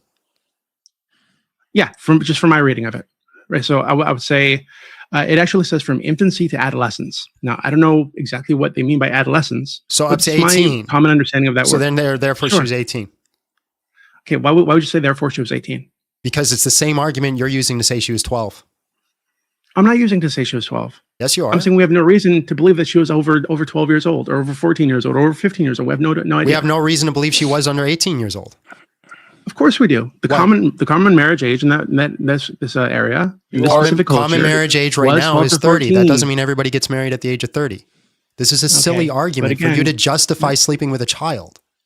I'm not trying to justify sleeping with a child. You literally are. No, I'm not. What I said. No, I'm not. I'm telling you that God justifies sleeping with children, and I think it's wrong. Right? Because then why are you trying to convert? Then why are you becoming a Muslim? Because again, God does a lot of bad things. Right, so God is responsible for the deaths of thousands of children. You're not converting to Muslim. Tens of thousands You're an of atheist children. pretending to be a Muslim. You were LARPing the whole time. That's not true. Yes, you are. That's not true. Absolutely No, it's not. Absolutely. Why would you say I'm an atheist? Because you can't literally be a Muslim or a Christian by how you're arguing. Why? Because you're literally saying that God is evil. You can't be a Muslim. I'm not saying God is evil. Hold on, I'm not saying God is evil. You just said that. God does things that I think are terrible. Okay, hold on. Do you think it's not terrible to drown children? Okay, answer that question. Do you think it's not terrible to drown children? You're either LARPing or you're completely philosophically inept. He's LARPing. Which one? That's fine. Do you think it's not terrible to drown children? He's LARPing. Yeah, 100%. He's LARPing. Can you answer the question? Is it bad or not to drown children? No Muslim cares about this argument. Why can't you answer that question? It's bad to God drown children. Is that good? Okay, so you think God did a bad thing? You show me where he drowned a child? Do you think that the Bible or the Old Testament is lying about Noah? Where does it say he drowned a child? Show me the verse. Okay. When he flooded the world and he killed tens of thousands of people, you think where does it say how many people no children he drowned killed? there? Where does it say how many people he unalived? Okay, how many do you think it was? I don't know. It doesn't say. You're the one making the argument. Well, I mean, we're talking about the entire world being flooded. I don't think it was the entire I'm world. assuming there's a lot of people. The Bible You're says just making assumptions about our view. You should probably ask questions no, before you make assumptions. I'm asking questions that you aren't answering. So hold on. So okay, then I'll give you another situation. But so your questions are making assumptions. A bunch of young men to death for mocking a bald guy. Yeah, is that wrong or is that wrong or bad? As I notice, he starts manifesting the second. He's an atheist. You're an atheist. Why can't you answer these questions? Yeah, he's an atheist. Knew it. Well, I didn't know it the whole time. But I didn't know it the whole time. Dude was a LARPer. Yeah, he was an atheist. If you want to come back on Atheist Day next 2020 in like 2027, Ali, hello, how are you? And just real quick, how old are you?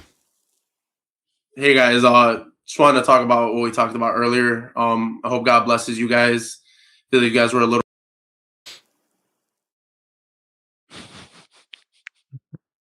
That was a Christian coming up to yell at you for telling someone to suck on your nuts. I didn't tell Guaranteeing him it. to. I was asking a question. Hello, how are you? And just real quick, how old are you? I'm good. How are you? I'm 18. All right, bro. Aisha's marriage was immoral. Prove us wrong. Okay, well, the first point is at the time it was extremely common for people to get married at a younger age. Number two, okay, Islam itself. In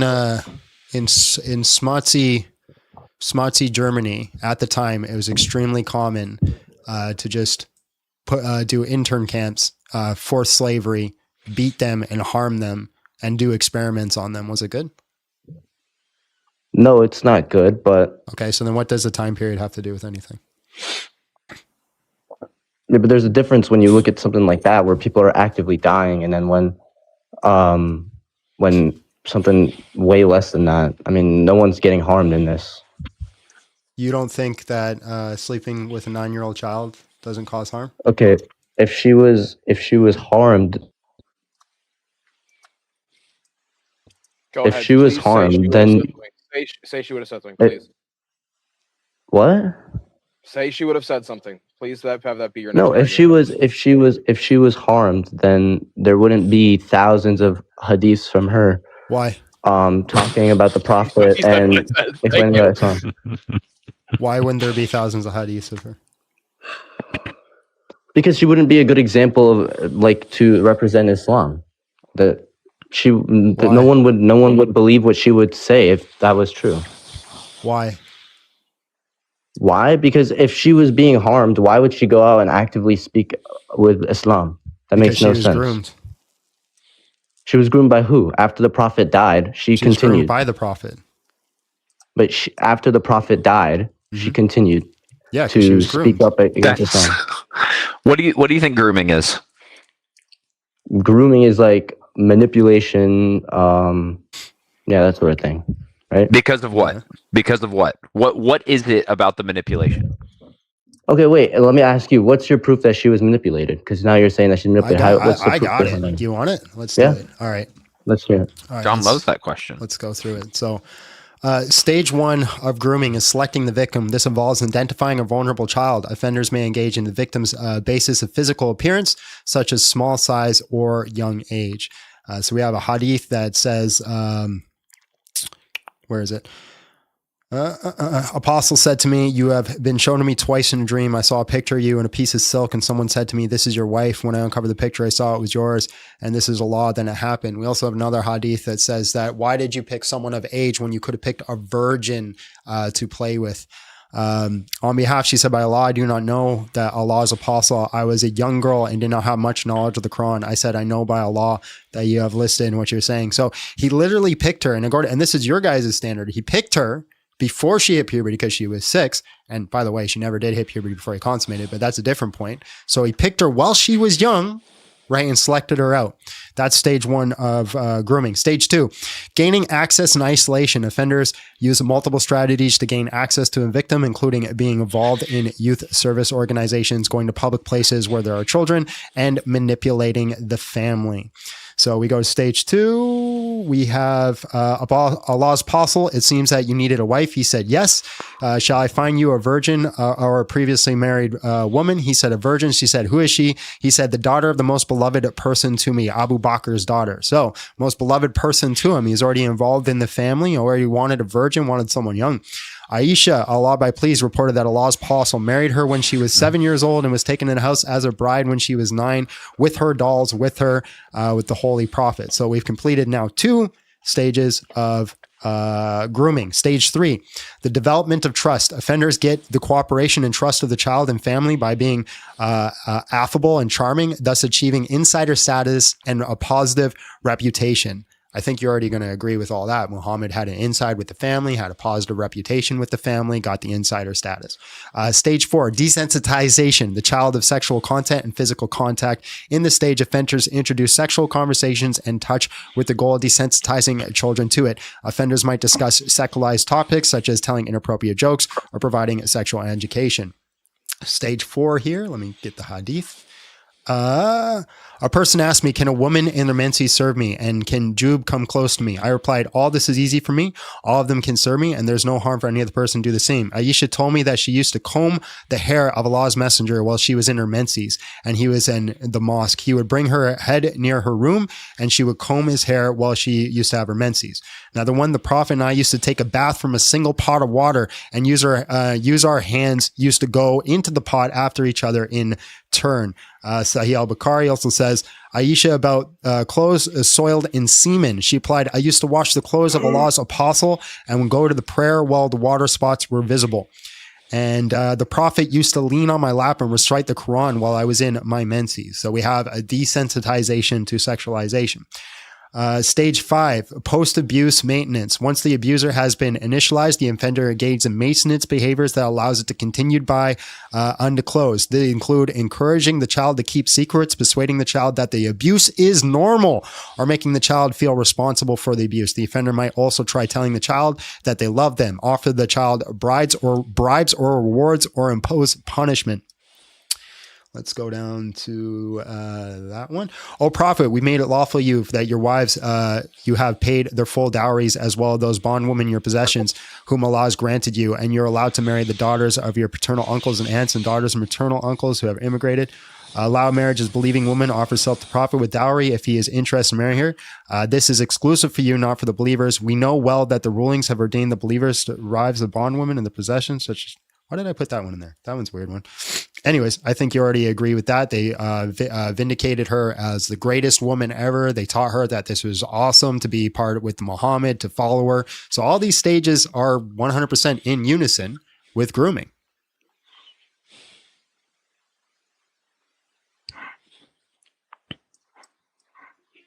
Hello? Please tell me I didn't do all that for nothing. Can you hear me? Just left. Yeah. Can you hear me? Yeah. Oh, it was a great speech, to be honest. Grooming is a modern term. You know, like there was no such thing as grooming in the 7th century. Like you can't use something that happens nowadays to justify and look at what happened back then. That doesn't make sense. John, I think I just lost half my brain. And then if this was such a big problem, why would her father? Okay, so based off your argument, okay, homosexuality isn't a sin. Well, what does that have to do with anything? Well, the word homosexual didn't come up until later, so it's a modern term. And all acts of homosexuality in the past were specifically dominance, right? It was an act of dominance. So it was one person dominating another person. So everything we find antiquity of writing of this is that you should not be dominated by another man. But there's no writing of two consensual people actually engaging in sex. That's like engaging like a normal relationship and just living together. This is a term that doesn't come up until much later, about the 1940s. So if we're going to go, hey, that term didn't exist back then you can't actually argue against homosexuality. You have to say it's perfectly fine.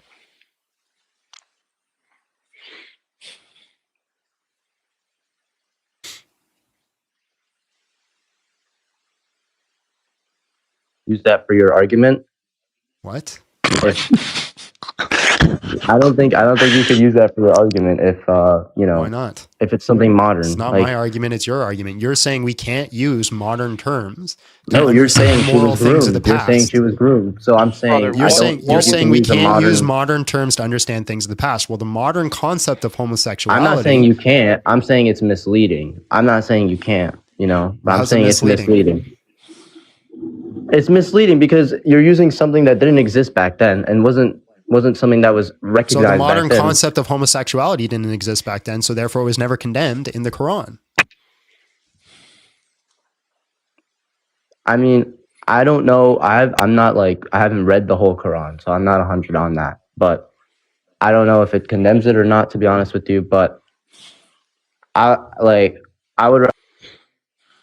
You got to stay in the app, man. ChatGPT is not going to help you. I'm not in ChatGPT. I was just looking something up. Can you hear me? Yeah. Okay. Again, so if it was such a problem, why would her father approve of the marriage? If she was being groomed, that's one of the stages of grooming, is getting an inside trust with the family. Okay, but there was an inside trust from a long time before that, and the thing is that there was. Who cares when they got it? They still got it. That's part of the stage of grooming. Okay, Getting inside trust with the family. Here's the thing. Why are you relying on like an abusive father? Wait. Hold on. If a father, hold on. If a father sleeps with their child, is it wrong? Yeah, it's wrong. That's incest. Why would a father do that? Why would a father do that? Because they're insane. I don't know. Oh, so is it possible that the father allowed another man to sleep with their child because they're insane? Yeah, but you have no proof behind that. That's just saying. Oh, I could say the same thing about. My proof is this. My proof is this. Okay, he allowed a grown man to sleep with a 9-year-old. That's my proof. Here, I've got a. Well, who said? Okay, first of all, who said she was 9? Sahih Who said she was 9? There's multiple other scholars who said that he's the correct one. I personally don't even believe in Sahih al-Bukhari. I don't. Okay, how old do you think Aisha was? I think she was more around 14 or older. I don't believe she was 9. 14's okay then. Yeah. And then at the time, that was completely normal. And even the medieval church. We already agreed that time period is completely irrelevant. If you bring up the medieval church, it's whataboutism. Just throw it. Just don't do it. We already have a tally. I mean, but that's the truth. There is our 11th on the list. fallacy. By the way, to go back to a prior point you made about her father, do you want? I'm not saying that that's correct, but I'm just saying, how can you guys argue about this? Do you want the hadith that Abu Bakr was upset about it? I don't think he was upset, because why would he approve? Do you want the hadith? Do you think there might be some social pressure to follow the person who literally runs your society? I don't think so, because you don't think so? No, I don't, because there was the Prophet had previous marriages, and there wasn't any argument with that before. So why is it now because she was younger? Do you want the hadith? What's the? Yeah, he said yes. What's the hadith? I was talking it's so you can Sahih find al-Bukhari. Oh no, I have it. It's either 5080 or 5081. If you put it on full screen, I'll tell you if it's right. Just quote it. Oh, well, I thought he would want to see it. He wouldn't believe me. Narrated by Aisha, the Prophet said to Abu Bakr, "Give me your daughter Aisha in marriage." Abu Bakr said, "But I am your brother." The Prophet replied, "You are my brother in Allah's religion, his book, but she is lawful for me to marry." So he protested. Well, I wouldn't say he protested. It was more like he was just saying, "Oh, he was." Why did he say? He said, first off, he rebukes him. He says, "This is not forbidden for me." And he says, "But you're my brother." How is that not him saying, "I'm not cool with this"? What is he saying? Okay, well, they're not brothers. They were close friends, and he was a supporter of the Prophet. But they were not brothers. The semantics of brother is that he's speaking of friendship. He is in finding that we're close, man. Why are you doing this? So what's your interpretation of what he says? "But you are my brother," and then Muhammad rebukes him. Because he's saying it's lawful. Like he's not saying that there's anything wrong. Why is he reminding him that it's lawful if he wasn't protesting? Okay, well the point is if he said that, why would he approve of the marriage? Okay, once again, you're not handling the hadith. Why did he protest? Why did Abu Bakr protest? Yeah, because they were close friends. That's why, because they were close friends. Okay, so Abu Bakr thought it was wrong, right? Well, I wouldn't say he thought it was wrong. He might have been just confused. You know, maybe this is the first time he mentioned it to him. What? Okay, if I come and tell you something about I don't know, the president, right? Something about the president, and you were like, "Oh, well, I thought that he was doing something else, the opposite of what I was saying," right? You would think that you're rebuking what I'm saying. I have no idea what you're saying. You have to provide an exact analogy, nearly word for word, to the hadith. Word for word? Okay. Nearly word for word. Obviously, I'm not going to hold you verbatim value, so it has to be almost identical for it to be analogous. Okay. If you had, a friend group of 3 friends, okay? and one of your friends, let's say Tom, let's name him Tom. He had a girlfriend, okay? Her name was Jackie, okay? And your other friend, whose name is Ronald, right? Tom and Jackie break up, okay? And then you were attracted to Jackie, and then you started dating her, or whatever. You wanted to start dating her. And then Ronald came up to you and you were like, oh, but he's your best friend's ex-girlfriend, right? Yeah, he's rebuking me. Yeah, okay, he's rebuking you, but there's nothing wrong with you dating his ex-girlfriend. Well, no. That now we're talking. We're not discussing the morality. That's not the problem. We're not talking about whether or not it's right. I know, or wrong but I'm yet. saying he rebuked it. He rebuked it, even though it's not wrong. Regardless. Your point was that your entire point was that her father was cool with it. You're now even admitting in your own analogy that her father's not cool with it. So you've already conceded. No, because I'm saying, okay, he might have rebuked it at first, and this is something that happened to me personally. But then after that, he might have been on board with it. You have to now concede that he wasn't cool with it when you said he was.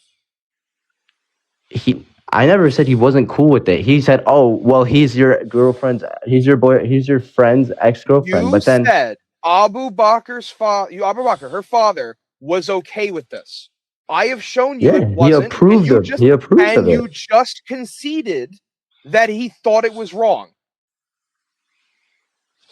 How did I say he thought it was wrong? He just rebuked it at first. Right, but who said that? Maybe he literally already agreed with me on this. He already conceded that by his analogy that the person. Yes, he might have rebuked it at first because out of confusion. So you conceded that he rebuked the prophet, correct?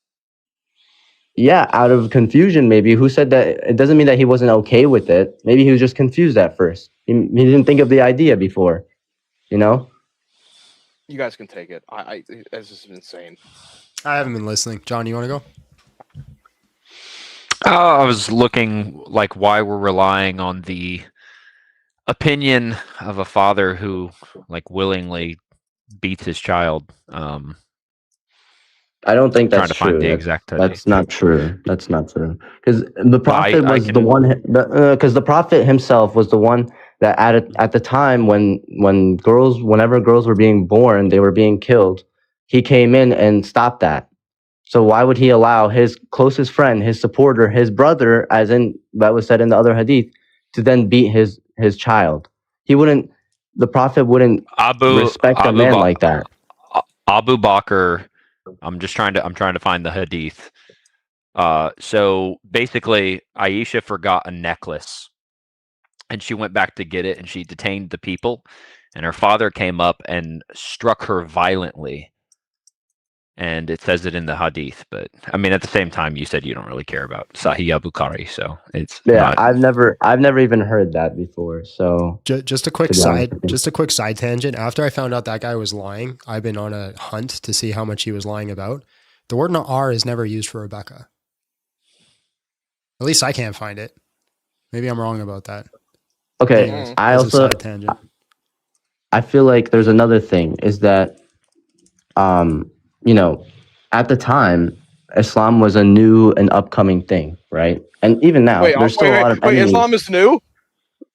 No, I said at the time. Wait, not now. So Islam was created? It wasn't like the first religion? Who believed it was the first religion? What? All right, bro. No, we believe the Bible came before the. Homie, you're a bad Muslim. Bro. You need to. Also, guys, again, Dono Bar, we do need to fill that to make sure that we can keep this live going. So get cracking. Hello, how are you? And just real quick, how old are you? Good. I'm 20. All right, man. Aisha's marriage was immoral. Prove me wrong. Go ahead. Based on what moral high ground do you have? What moral high ground? You're a Christian, right? Yes, I'm a Christian. Oh God, here it comes. So in your Bibles, what criteria for age consent is there in there? He hasn't done it yet. Okay, yeah, so I don't use the Bible for morality. You don't use the Bible? No, I use the Bible. I don't use the Bible to derive morality. So where do you derive your morals from? God. Here, I'll tell you where I derive mine since they had the last one. Can you I can explain tell you that, where please? I derive mine.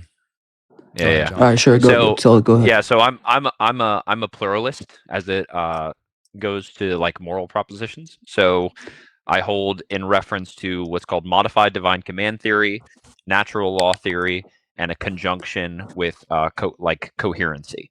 So we can derive moral propositions and like our morality from those three things, and that's what makes me, like I said, a pluralist. So modified divine command theory is going to be in line with God's perfect rationality that can be derived via revelation, but we also can derive things that are not spoken about in revelation via natural law theory, to which we progressively evolve and we understand moral propositions and what is good in like societal notions, but it also has to align with coherency. Coherency is going to be, okay, if someone says something is moral and it's not in line with like logical coherency, then it's not something that I should take seriously. So that there is my moral system. All right, but you're a Christian, correct? Here comes the part we never listen to a word you Bro, said. John, he didn't listen to a thing you just said. Not one word. I actually did listen to. I actually did listen. It's the first time I've heard of something like that before, so it's like not really connecting the dots in my head like instantly. But Yeah, can you just simplify it in like a couple sentences? Just 2 sentences. Morality So can derive in pluralistic ways. Divine revelation via modified divine command theory, natural law theory, to which we progressively evolve and understand moral principles and ethics and stuff like that, and then coherency, that which is going to align with coherent and rational positions that any rational individual would accept. But wouldn't that be subjective? Holy heaven! I told you. All right, so I don't get my morals. The point I'm trying to say is from God. The point I'm trying to say is the prompt is Aisha's marriage was immoral, right? Yep. No, it's you not. Have to have a you have to have a basis of morality to claim to. Yeah. So here's a foundation that I think we can both agree on. Should one ought not harm innocent persons? Yes. Great. So we now have a foundation of morality we agree on. All the data shows that sleeping with a 9-year-old causes harm to an innocent person. Rebecca was 9 years old, therefore Muhammad caused harm to her. Rebecca? Or I was reading Rebecca. Yeah, we've been on the topic. Aisha. We have a new hadith. Aisha. In Islam, there's no age, there's no specific age given in any hadiths or any Quran. That has nothing to do with. Wait, there's no age. No, it does. Can you let me finish? Al-Bukhari said she was 9. No, let me finish. There's no age concerning when to marry. Like, that's not what I said. You didn't listen. Can you repeat my argument? No, repeat my argument. What's your argument? What do you mean? See, you're a notorious non-listener, you. I'm listening. What do you want me to You're not repeat what you said to me? Is that it? So again, we already agreed one ought not harm innocent persons. Yep. Okay, yeah, that's fine. One ought not. Okay, great. Sleeping with a 9-year-old, according to all the data, causes harm to an innocent person. Muhammad slept with her when she was 9 years old. Therefore, she caused harm to an innocent person. Therefore, he did something immoral. I don't agree. Can I answer why? What premise do you disagree with? Okay, so in Islam, there's criteria. What premise do you disagree with? The fact that he harmed Aisha. That's the premise. That's the conclusion, Einstein. I don't agree with the conclusion. That's not how arguments work. You can't disagree with the conclusion. You have to disagree with the premise. And your premise says thou not harm innocent people? One ought not harm an innocent person. Premise 1. That's the thing. I don't believe there was any harm on her. So premise because that's premise 1. One ought not harm an innocent person. You agree with that?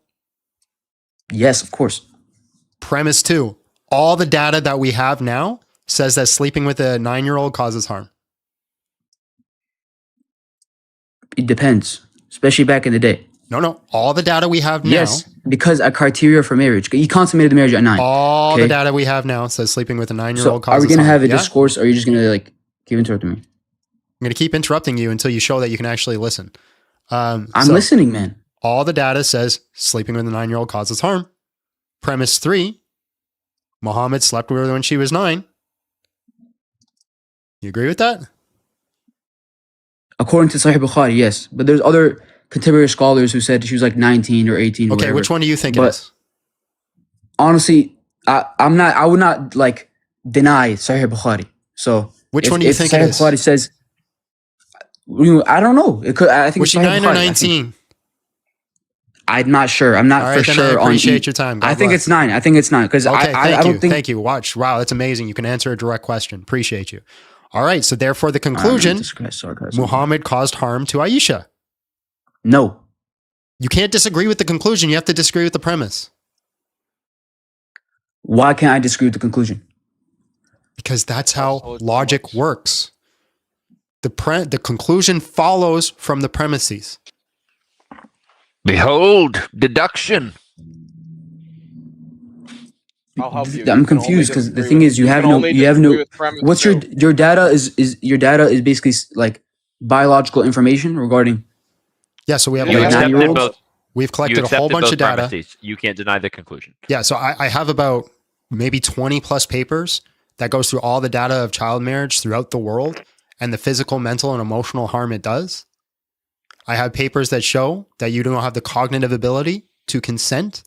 And I also have documents that show that people matured at the exact same rates they mature now in the past, if not later, because they did not have the caloric intake to mature faster. So all the data says, this would be inductive at this point, because now we're looking at the evidence. All the data says that sleeping with 9-year-olds causes harm. She was 9, therefore she was harmed. Therefore Muhammad did something immoral. But the thing is, within Islam, because you're saying it's immoral, right? No. I'm giving you the reason from an Islamic perspective why it's not immoral. You already agreed that one ought not harm an innocent person. Yes, but but for you, you think differently of that than I do. Like we have different perspectives on that. On the harming part. Let me ask you this. Let me give a counterfactual. I thought you'd be proud of me, John. We have 2 worlds. Oh no! Thank you. We have 2 worlds. Aisha, for all intents and purposes, these worlds are exactly the same except for 2 conditions. Aisha, instead of being married to the Prophet and having sex with the Prophet, gets adopted by the Prophet and is raised by the Prophet. She still becomes a wonderful person in Islam, a mother of Islam, writes all her hadith. She does everything exactly the same. Which world is better? Which better according to what? Which world is better? The only 2 differences in these 2 worlds is one is she's adopted and raised by Muhammad. The other one is that she is married and consummates a marriage with Muhammad. But everything else, for all intents and purposes, is exactly the same. Which world is better? I'm not sure. What do you mean which world is better? How would you go about answering that? Would you say, the adoption because he's not sleeping with a 9-year-old? Is that what your answer would be? Yeah, my answer would be yeah. We'll go with that.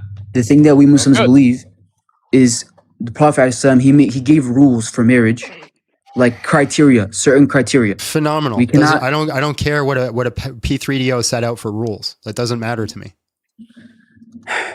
Right, why should I care about what the P3DO set out for rules for being a P3DO? That's not how it works. The rules he gave were concerning, first of all, no harm can be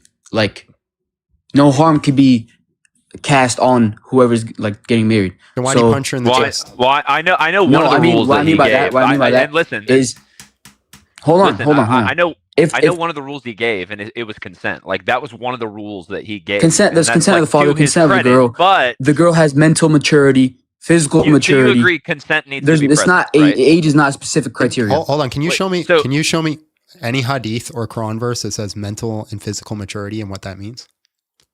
I mean, I could search it up for you, but it would take a minute. Yeah, you're not going to find it. It also, exist. that like I can find it. You could find it too if you do your research. I've done my research. Wait, just really quick. I'm sure you have, man. Just really quick. What is consent to you? Do you agree consent should be present, right? Of course. Okay, what's consent? Just ballpark it, All right, man. So there's consent of the girl, where the girl gives you permission. Right, the girl accepts. Yeah. So, or it's the girl, permission. It's the father, multiple things. But yeah, that's okay. That's why I think consent is. Yeah, continue. Yeah. So like, if you walk up to a girl, and you're like, "Hey, do you want to go to the bedroom?" Right? I'm not saying you would. I'm just saying if you did, and you walked up to a girl and it's like, "Hey, you want to go to the bedroom?" And let's say she was like shy and she didn't really say anything, and you started taking off her clothes anyway, would you say like consent's been violated? She was shy and she didn't say anything? Well, actually, yeah, if she was let's take it a step further. What happens if she's married to Muhammad and Muhammad says, "Hey, come over and give me some," and she says no? If she says no? Yeah. If she says no, then it shouldn't happen. Yeah, but then what happens to her, according to Muhammad? What do you mean what happens to her? Yeah, what will happen to her, according to Muhammad, if she doesn't? Are you referencing, was it the angels? Is it about the angels? Oh, yeah. She'll be cursed by the angels, yeah. Yeah. Imagine me using, like, I'm married. If I looked at my wife and I was like, "Hey, give me some," she was like, "No," and I was like, "Well, if you don't, the angels are gonna curse you. So, hop on, right?" Wouldn't you say I'm being a little coercive? Well, I believe in gender roles. So the man, he has responsibilities. The female has responsibilities. And what is it? Her responsibility is to bang him whenever he wants? The responsibility of a female in a marriage is to satisfy her husband, is to do the whatever it may be. So do the house chores, take care of the kids, whatever. If the father is doing his job and everything, and the wife, she's denying the man his right, which is within the marriage when they get married, then I don't see a problem with that, man. Did he physically force her? No. Is it coercive? That was my question to you. You answered a completely different one, right? Is it coercive? Is what coercive? Yeah, if I say, "Do this, or this will be your punishment." But the thing is, for the prophet, it's not coming from him. Is it coercive? It's not coercive, in my opinion. It's not coercive. No, we're converting to Islam. That way I can get it whenever I want. Wait, is it not? The thing is with you guys. You guys are Christian. You guys are Christian, but you don't use your own scripture. Stop. You're more like this is hypocritical. Oh, I'm sorry. I'm sorry, Abby. I apologize. I saw Abby's thing. Did you say that it's not coercive because it's coming from a third party? What's coming from a third party? As in the threat, like the cursing of the angels, is coming from a third party. Therefore, it's not coercive. That's what you told Little John, correct? What do you want? It's coming from what? It's third parties, not so. It's you said it's not coming from Muhammad. It's coming from the angels, right? The cursing is coming from the angels, so it's not. From No, Muhammad, that's not what I mean. Okay. Because in your sentence, you assume you say the prophet is coercing. No. I'm not. You're not listening. Okay, but that's the point you guys are trying to make. No, I'm not. Track. You're saying that it's not coercive because the proposed threat of cursing is coming from the angels and not from Muhammad, right? No, that's not what I'm saying. Okay, then what are you saying? So just real quick, just a quick side question. My wife has been sick all week, and so, she hasn't been up to her wifely duties. I'm sorry to hear that. So, according to Islam, if I demanded it of her and she denied it, is she not doing her job? Is she not doing her job as a wife? And should if she the be wife is cursed sick by and the she's angels? physically unable, then of course not, man. Come on, man. Can you show me the hadith that says that, or the Quran verse that says that? Can you look at scholars' analysis of hadith, please? Show me a single scholar that says that. You look into it, man. You can make the claim that it's immoral. No, we're asking you're telling me to question make from a your very argument. informed Muslim, obviously. And by the way, Honestly, we didn't I actually have much get to more it. to So do. we I'm have not like the as coercion much aspect. informed. Just wanted to go back, like the analogy I gave you. If you walked up to a girl and she was like really silent, and you just started taking off her clothes because she was silent because she was shy, right? Do you think consent was given for you to take off her clothes? Consent is consent. If she gives, it's not just she's silent Under and the shy. hypothetical I gave She has you, to give consent. Is silence consent? Silent. If she doesn't say anything, is that consent? She's standing there and just letting it happen? Yeah. Yes. Yeah, is silence consent? I'm not sure about that. Your hadith says it is. Show me the Muhammad hadith and says read it it is. out. Sure. Yep. You should probably be sure about that, right? Like you should. I need to know the context and I need to know the hadith. Sahih al-Bukhari 6949, and I quote, I asked the Prophet, Allah's messenger, should the woman be asked for their consent to their marriage? He said, yes. I said, a virgin, if asked, feels shy and keeps quiet. He said, her silence means her consent. Well, that's within the context of the marriage. Not just What a random happens girl I after go they up get to her married? and it's not just a random girl I go up to her Are and they just gonna have sex? Are they Wait, gonna have it's sex? Said it was a virgin. Consent to a marriage. What happens after marriage? What are naturally going to follow from this? What's the chronology? Of course, eh? yeah. Intercourse. Eh? Okay, so she can be silent, give her consent through silence, and then she can continue maintaining that silence, and I can sleep with her. If she doesn't tell you no, then that's not consent. We got there. We got him. It's according to the hadith. If she don't say no, it's a go. If she don't say no, it's a go. If you're married to the woman, which she didn't say any that I could or couldn't. What if like she's mute? If she's mute, yeah. There's special things for everything. It's not just if she's mute, there's different rules for it. Where? I mean, use your logic, man. If she's mute. Sounds like you're just making things up as you go. How would I make things up? Because you don't have any single source anywhere for anything you've said. Such as what? Everything you've said today. You said. You just kept telling me to research it and look it up. Yeah, because you're making the claim that it's immoral. One ought not harm an innocent person, right? Having sex with a 9-year-old causes harm to an innocent person. He had sex with a 9-year-old, therefore it was immoral. But she hit puberty. So she was of physical maturity. Okay, what's the youngest age someone has hit puberty? I do not know. 6 months old. Okay. So can you have sex with a 6-month-old? No. What if answer this question. Because what she if, doesn't what a 6-month-old wouldn't hold on. 6-month-old child is born and goes through puberty. And then we do a scientific experiment on that child that makes that 6-month-old just as mentally mature as a 19-year-old. Can you have sex with it? Hell no. Why not? Because there's other criteria that you have to follow. And that just doesn't make sense. It's not physically possible. Which criteria is it failing? It's just not possible. Why is it impossible? How would it be possible for a 6-month-old to have the mental maturity of a 19-year-old? Yeah, through CRISPR. Like, what is this question, bro? Through CRISPR. It's a hypothetical. Sorry. I pressed on a notification by accident. Sorry, go ahead. Through CRISPR. I'm not sure what CRISPR is. CRISPR is the alteration of DNA to create certain sort of outcomes for a person, right? It's logically possible that you could make a child be just as mentally mature. So could you? No. Why not? What criteria are they failing? It would hurt the baby. Yeah. Physically. Yeah.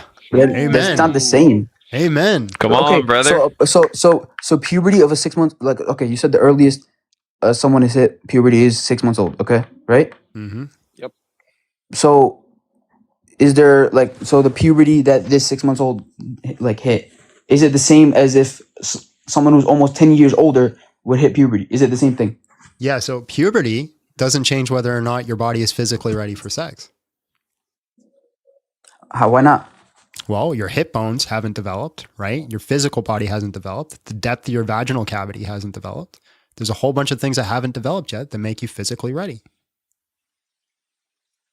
So when would you say is an age or like a point to where a female would be ready to be like childbearing, I guess you could say? So most ages when people are physically ready, have the full physical ability, is between the ages of 16 to 20, right? And it varies because everybody matures at a different range. Mental maturity doesn't usually happen between the ages of 18 and 25. So we take a principle of caution and we say about 18 or 19 years old as an adult. I'd actually argue that we should go later. We should probably do about 21 to be safe. Because you have the development of the prefrontal cortex, that cognitive development. Just remember, baby, if you don't say no, it's a go. I'll make sure I say no. If your age is on the clock. Just don't take my line, Steele. Which line? Hop on. Hop on's crazy. That was wild to come from a pastor. Yeah, I see the people in the chat going crazy about it. Hop on. They said, don't give in to the peer pressure either, Steele. Hop on, John is going to be the new. So again, title. my main thing is, like, the problem I have with this live. The reason I joined it is, again, you guys are Christians, yet you don't use your own scripture as moral, as your moral basis. But that's, so it just doesn't make sense. That's to me. your guys' foundation for your religion, and what you're doing is called projecting.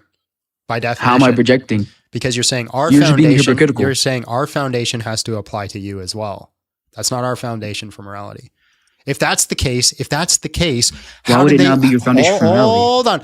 If that's the case, that you need the Bible to derive morality, what did they do before the Bible? I mean, there's a Torah.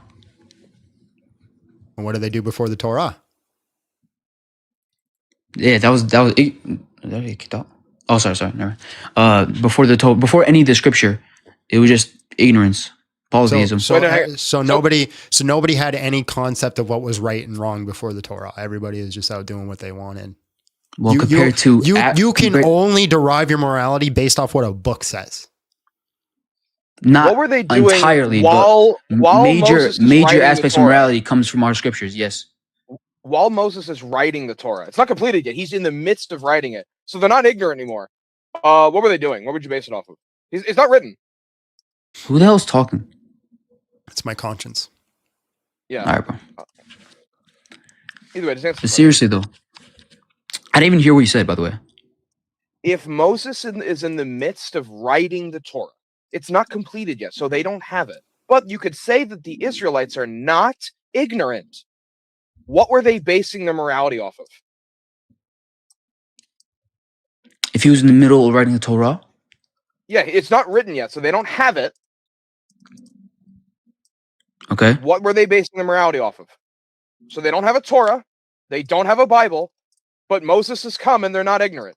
What's the morality based off of? Again, so I said most of the morals that we have can be derived from our scriptures. If our scriptures did not exist, like tell me from Should you commit tax fraud? No. Show me in the Quran where it says you shouldn't do that. Or you could look to the hadith where the Rasul says that we're all like, I don't know the exact word he said, we were all like sealed by the laws of our land. So whatever land we're in. If the law of your land told you that I had to, or hold on, we'll just do this one. If the law of the land told you to suck my nuts once a week, would you do it? No, because the hadith also says follow the laws of your land unless it goes against your religion. Unless it goes against your religion. Yes, and that'll be a sin. So okay, so whatever the law of the land is a moral truth, as long as it doesn't go against the Quran. Moral? No, I wouldn't say moral truth. It's just we have to abide by the laws of the land. Where does it say you have to abide by the law of the land? It does say that. Can I search up the hadith, please? Yeah. All right, give me 1 sec, please. Also, can you show me in the Quran where it says that you can't suck my nuts? Can you be respectful, bro? Come on, man. It's a serious question. It's true.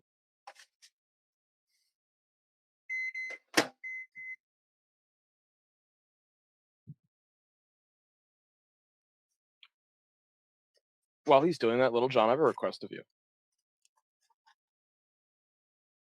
Little John. Hey, John, add me on TikTok. He's ignoring me. Oh, God. There we go. What's up? If you go ever on modern day debates with anybody, could you please ensure it's during dinner time so you can eat in the middle of the debate? I might be able to do that. Yeah. I would pay you a large sum of money to eat in the middle of the debate.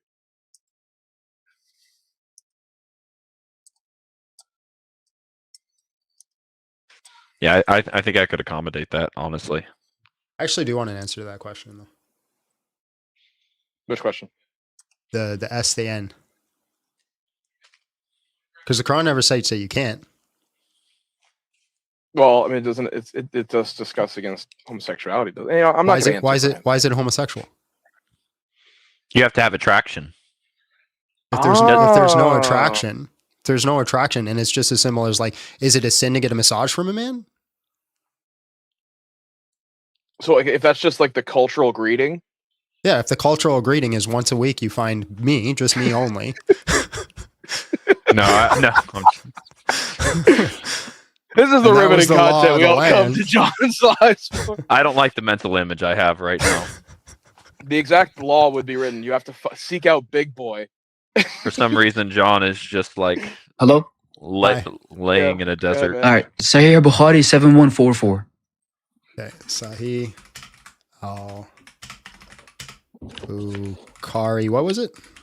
7144. 7144.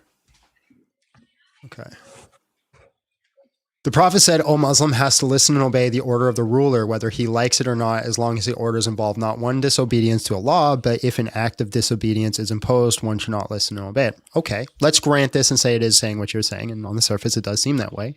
If the law of the land is an act of greeting in a non-homosexual way, is that once a week you have to suck my nuts, would you do it? Sorry, repeat that? Yeah, if the law of the land that you're in is an act of greeting in a non-homosexual way, is that you would have to find me once a week and suck my nuts, would you do it? No, because it goes against Islam, bro. Can you show me where it says that in Islam that goes against it? Yeah, sure. Again, give me a second. Sure.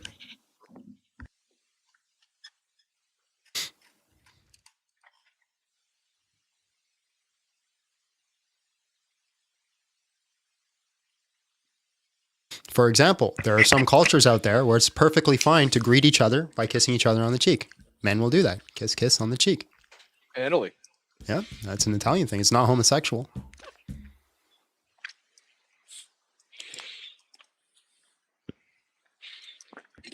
$780 to $781 in the Quran.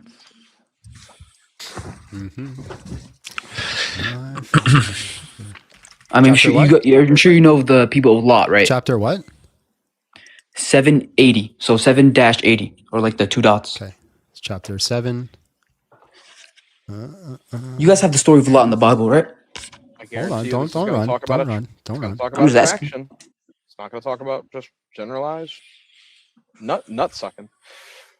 No, because attraction. If you're homosexual, you're attracted to other men. Whoa. Hold on. And remember when Lot scolded the men of his people, saying, "Do not commit a shameful deed that no man has ever done before." This is not shameful. It's part of the culture. Yeah. Part of what culture? This hypothetical world. It's part of the culture. Just like in Italy, it's part of the culture to kiss each other on the cheek when you greet each other, man or woman. Okay, that's fine. So if it's part of the culture, right, and it's the law of the land that once a week you have to suck my nuts, why won't you do it? And you can't be attracted. It's not the same thing, though. Why? That's a homosexual act. According to what? Why is it? It's not sodomy. Sodomy is entering the bumhole. Pretty much same thing. How? There's very different holes. Do you eat with your butthole? Sure you do. Say that again? Whoa. So can you tell me the difference? It's a homosexual act. Based off what? If it's a cultural norm, right? No. It's just a way of greeting each other, and it's the law of the land. Hold on.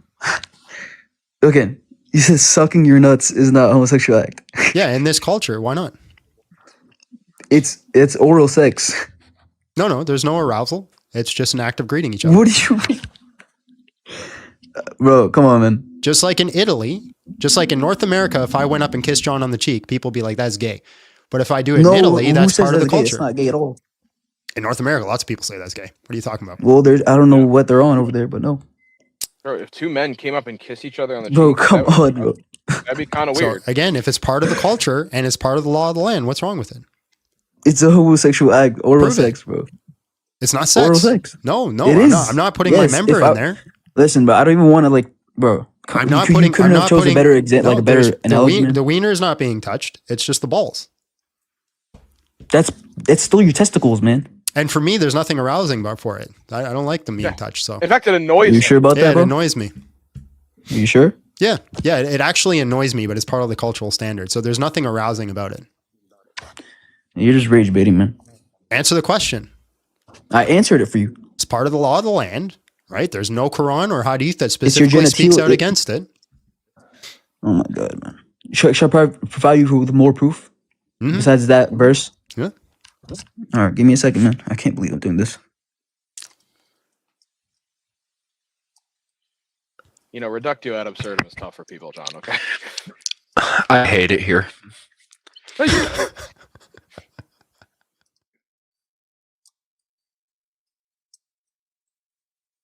Listen, I know it's vulgar, guys, and I know that you don't want to hear me say it, but it actually drives the point home. I do. 26. Hold on, 26. Is it 165? I think. 26, 165. Yeah, let me double check real quick.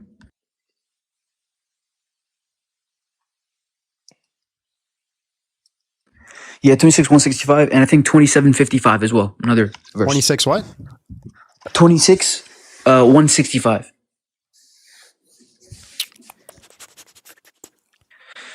You can read the tafsir if you want. Yeah, why do men lust after fellow men? There's no lust here. Yeah, you're missing the point. There's no lust. There's no sexual act. There's no pleasing. It's approach. It's actually approach disliked. men. It's actually disliked by both parties. They just simply do it because it's part of the law of the land. That's the only reason they're doing it. Your hypotheticals are fried, man. Why? Not grounded in reality whatsoever. Why not? Hypotheticals don't have to be grounded in reality. Is there any single culture where that's a grading? It could It's be. not a requirement for a hypothetical. Logically could be.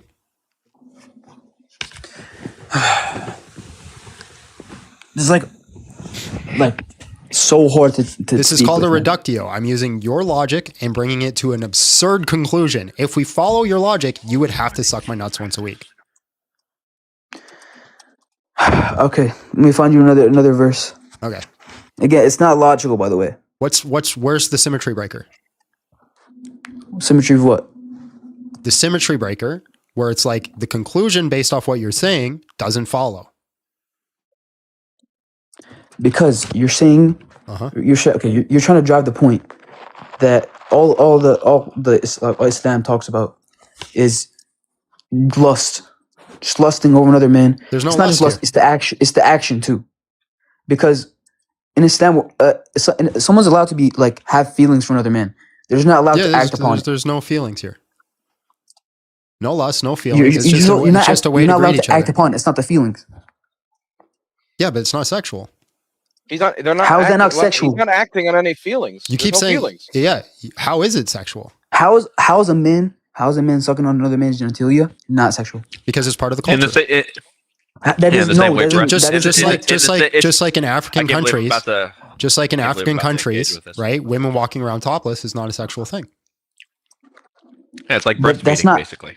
That's not action with another person. Hold You're on. saying If a I man walk sucking outside, another hold on. man- If I walk outside right now and a woman flashes me, did she do something sexual? Not physically to you, no. Did she do something sexual? I mean, yes, but not physically. to Okay, you. but if she's walking around in one of these African countries where it's part of the norm, is it something sexual? It's not a physical interaction between two people. Is it something sexual? Yes.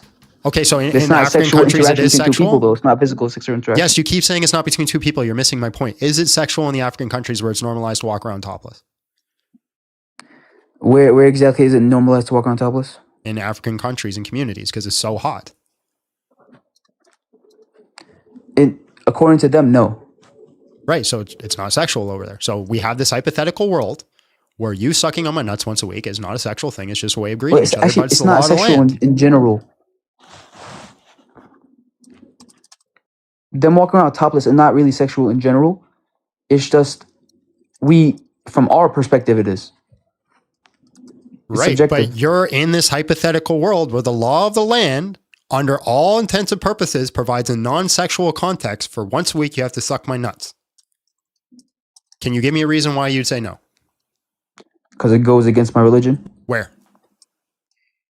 Because your religion literally says you have to follow the law of the land. We cannot commit any sexual action with another man. And it is sexual. You're trying to say it's not sexual. Would you be turned on by it? Why does that matter? Would you be turned on by it? Why does that matter? Would you be turned on by it? Listen, man. You should be able to answer that, bro. The fact that you're not willing to answer that is a little concerning. Would you be turned on by it? Because it's a bold question, man. I don't even want to think about this. Just say no. Would you be turned on by it? No, of course, bro. Yeah, me neither. So what's the sexual act? Just because there's no arousal does not mean it's not a sexual act. Do some people find feet arousing? Wait. Yes. Okay. So then when people walk around barefooted, are they doing sexual acts? No.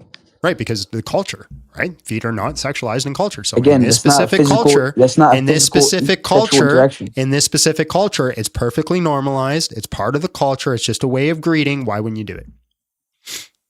Because it goes with my religion. Where? Again, I just told you. Where? The physical action is Wait, not permissible. Prove that it's sexual. Why does an action with another man that has to do with you're telling me a man sucking another man's genitalia is not sexual, regardless of we just as society can agree that part is not genitalia. How we just collectively agree it is no longer genitalia. The only part of genitalia is the wiener. This is not grounded in reality, though. Well, that's part of being hypothetical. Hypotheticals don't have to be grounded in reality. Why do I have to answer this hypothetical? To see if you're consistent, if you're logically actually follows. The point of a hypothetical is to see if you actually believe in what you're telling me or if you're just pretending. Why would I be pretending? Because to be consistent, you would have to say yes. Say yes to a man sucking another man's genitalia is okay in a hypothetical world. Yeah. If you were to be consistent, you would have to say yes. No, because I'm still being consistent saying no. All right, then appreciate your time. God bless. All right, man. Mm-hmm. You gonna kick me? What if we? Yeah. Takes a second. What if we change it to lick belly button? Like with that? No, I prefer telling P3DOs to suck my nuts. No, I agree. I just with that. Do you think I would have made a difference? I think it's not purely sexual anymore, is it? Like how the words they call Jesus, Isa, and not the transliteration of Yeshua, and the example of Dirham, and I have no idea what any of that means. If you're deriving your morality from God, who has written it on your heart, how do you prove God didn't write child marriage on the hearts of early Jews, Christians, Muslims by using a harm principle that we've been using the whole time? I hope Abby feels better. Keep it up. Thank you. Guys, we still need about another $60 to fill the dono bar. A 3-year-old can't carry jugs of water, numbnuts. This is true. Why did God design child body to get pregnant? It didn't. It didn't. That's the point. That's my whole argument. It hasn't. My God. It's not there yet. Was it wrong for God to kill every firstborn child in Egypt? No. Can't wait to watch this back on Night Shift. God bless, boys. I think you could wait for this one. Yeah, watch it with trust me. This is crazy. This is true. There are more people lining up to defend child marriage than people lining up to get a new smartphone on day one. Yeah, we have had more people in the queue today than we have on days where I said prove Islam is true. I said that in the beginning. They're more ready to defend the pedophilia of the prophet. Sorry, P3DO of the prophet than the legitimacy of the religion. From this moment forth, you'll be known as Hop On John. Hop On John. John, Allah just appeared to me in a dream and told me that I had 2 souk your nuts. Believe me, I don't want this either, but can't argue with Allah dropped. It's tough out there. It's tough. It's hard. I mean, if you received it in a dream, we should believe you. Can y'all just fill the donor bar so we can go home? I told you could take the day off. You could leave whenever you want. Fill it up. Listen. It's been a day. It's been a day. I'm Look, not. Little John, if you can't handle it, Friday. If you can't handle it, you can always hop on, bro. Friday. I have deserts. I'm also not going to be here Friday. I'm taking Friday off to play Crimson Desert as well. Hey, we're gonna we knew we wanted it. We knew we wanted it. We can party up. That debate, John, was the absolute murder to Islam. Thank you so much. Can't call it an absolute murder because of the debate opponent. Grift is so strong. I want to greet John once a week. Oh my God. Oh my God. I commented in the chat on YouTube. I said, we need Abby. I saw that too, yeah. Like, Abby, help. I can't restrain him today. Why the whole live is nuts absolutely conquers. Listen. It's gross, but we're dealing with a gross subject. And that logic, listen, tell me my reductio isn't sound. Oh, it works. It is. It's just gross. And the thing is, we don't want to deal with grossness, but we're talking about a gross subject. And it's like, it's tough. I don't like saying it either. I'm not enjoying this. I'm not having a good time today. I literally stabbed a hole through my notebook. Was that bang I heard earlier? Yeah. Yes. Yeah. Yeah. Yeah, this is not fun for me, but I think I really do listen, I don't enjoy this topic. I'm not doing it because oh yeah, this is a great way to grift and get paid out here. Because I guarantee you there's a lot of Christians that normally didn't watch today that usually watch my live. But people crazy. People need to know this topic. What? Someone on TikTok. I'm not going to repeat it. If you don't say no, it's a go. Little John 2026. I'm going to puke. It's been a rough day.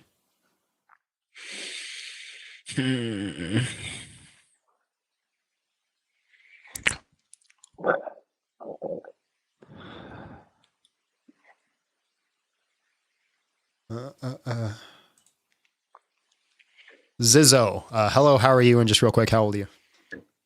Hello, I'm 19. How are you guys doing? Good, man. All right, Aisha's Awful. marriage was I'm doing immoral. awful. Prove me wrong. Prove us wrong. Okay, just to start, what are you guys basing your morality on? God. What religion you follow? I'm seeing a cross in the back, so I'm guessing Christianity. Yep. So could you show me where in the Bible it shows age of consent for marriage? Why is that? I don't know. It just doesn't. Okay. So when do you think is the right time to get married? Yeah, when the odds of one being harmed are so astronomically low, it's a relatively safe endeavor. So I'd say this is usually around the age of 18, 19. I'd rather be 21. Okay. So what would you say to your ancestors? Are you would you say you're European?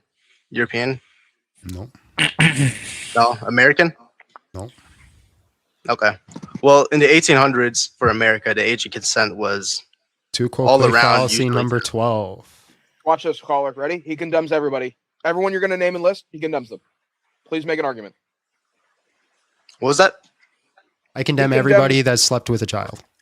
Everyone you were going to list. He condemns them all. Please make an argument now. And in the Bible, how old was Isaac when he married Rebecca? Doesn't say. It does say. Where? Genesis 24:20. Read it. Yep. I'll pop it out for you. Also, just a heads up, I do have to go around 4 o'clock. Just a heads up. 24:20.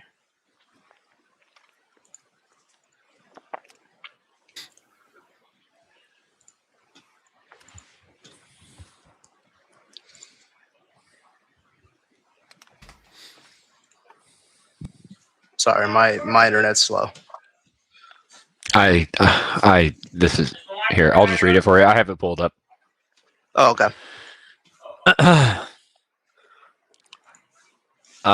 Verse 20. I'm going to read just slightly before it for the fun of it. Then the servant ran to meet her and said, "Please let me drink a little water from your jar." She said, "Drink, my lord." And she quickly lowered her jar to her hand and gave him a drink. Now when she had finished giving him a drink, she said, "I will also draw for your camels until they have finished drinking." So she quickly emptied her jar into the trough and ran back to the well to draw, and she drew for all the camels. You're welcome. Thank you. And Isaac was 40 years old. Her age was not recorded.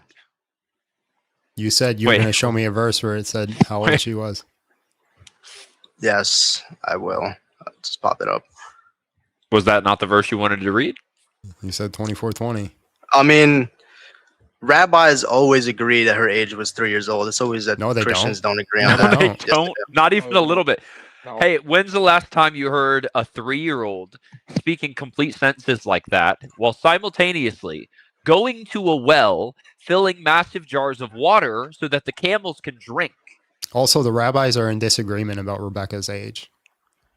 Just ask What would yourself the a really agreement be simple on? question. Wait. Just ask yourself a really simple question. How can a 3-year-old be speaking in complete sentences, doing a very rigorous physical act, such She's as built going different. to a well, drawing water out, and then bringing it so that the camels can drink? Please. Yeah, that's a good point. Okay. Listen, her age is not specified. Everything about the context of the verse, everything about the context of the passage tells us otherwise, that she's not a child. But she has the physical ability to go to a well, draw water out of the well, bring it full water jugs to the camels so that they can drink, and she speaks in complete sentences in recognizing what she has to do, and then goes and does it.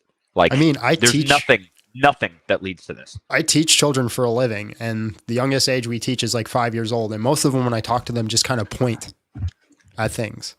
They don't give full coherent sentences and call me my lord or any of those types of things. Yeah. So my 5-year-old nephew thinks he's Darth Maul. So I'm just confused on like what are you basing it off of? Because you told me that you base it off of. Say it again. The age of consent. What do you base it off of? Harm principles. Where in the Bible does it say that? Or are you just making that up yourself? Well, the Bible, yeah. So there's a simple inference rule here. The Bible condemns the action of harming innocent persons. Having sex with a child harms an innocent person. Conclusion: you should not harm an innocent person. Well, what would you classify as an innocent person? A person who has not committed any sort of sin. But no one's perfect. Any type of sin? What do you mean? Yeah, that mean nobody's innocent. Yeah, no, children are innocent. Christians believe they don't have the cognitive being born ability? with sin? They don't have the cognitive ability to understand or consent to the idea of sin. Christians aren't born with sin? That's a completely different topic. You just said children don't I'm have any talking sin. about actions. They have not committed sin. But they're born with sin. No, that's a different topic. You're doing a red herring. And no, they're not born with sin, but I don't want to argue that point because it's a different point than the actual topic on the screen. Does it not say that in the Bible? Holy fuck. Make an argument for the actual topic. Oh, okay. Just calm down a little bit. What if it was back then it was normal and it would be a fallacy to use morals of today's Which fallacy? Like you said 18 to 21. That's what you said fallacy? earlier. You said it's a fallacy to judge morality of the past. Which fallacy? Marrying when you hit puberty. What's the fallacy to judge the past's moral standards? You said earlier being 18 to 21 should be the right age to get married. Yeah. Even though people back then didn't live as long as we do now. They lived to like what? What is the fallacy of judging the past's moral standards? Can you answer my question? You said that's a fallacy. What fallacy? Okay, then just forget about that. But then the answer. So it's not a fallacy. Okay, so people didn't live like they used to. Like right now, we live to what 80s, 70s. Back then, they lived to 30 to 40. Oh, really? Then why were like most of the ancient philosophers like 80, 90 years old when they died? The average. Yeah. How do you get averages, Einstein? Most people. Does that mean there's no exceptions? So averages are you take all the people who've died throughout time and you find like the average number. So if a whole bunch of people die at 1 year old and a whole bunch of people die at 80 years old, what's the average? 50. Right. So does that mean everybody was dying at 50 years old? What are you basing this off of? Logic? You're just saying numbers. It's statistically proven or like scientifically Oh, okay. proven. Show me most back people then. died at 30 back then. Go ahead. Show me.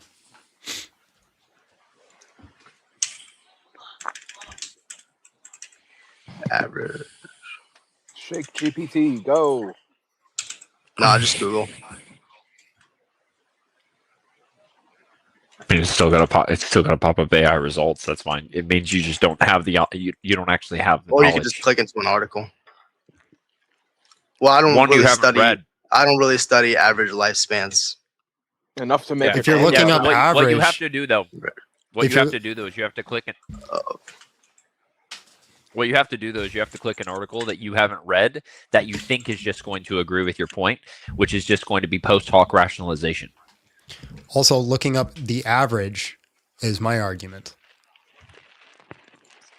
You're trying to argue that most people died at like 30 years old. And even if it was the case that everybody died at 30 years old, that doesn't make it okay to sleep with a 9-year-old. Even if she hit puberty? Yeah, even if she hit puberty. I'm not getting it that you're basing it off your own morality and not the one of the Bible. Ought That's one what I'm harm not an getting. innocent person? Okay.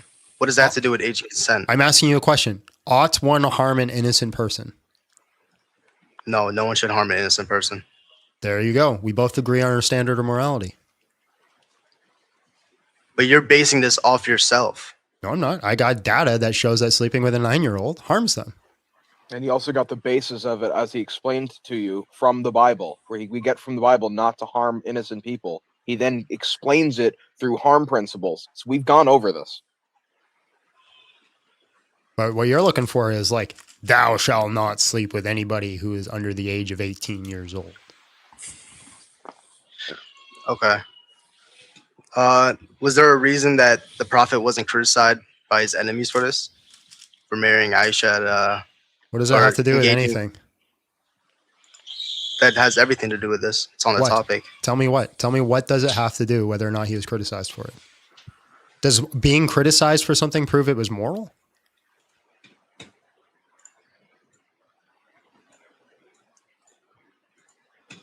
If it was a norm back then how would it be? Being normal makes it moral?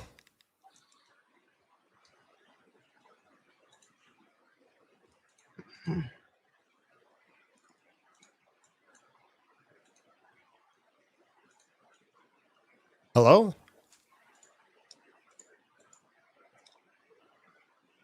Hello? Hello? Answer my question. Does it being normal make it moral? It depends on it. How does something being normal make something moral? Explain that to me, please.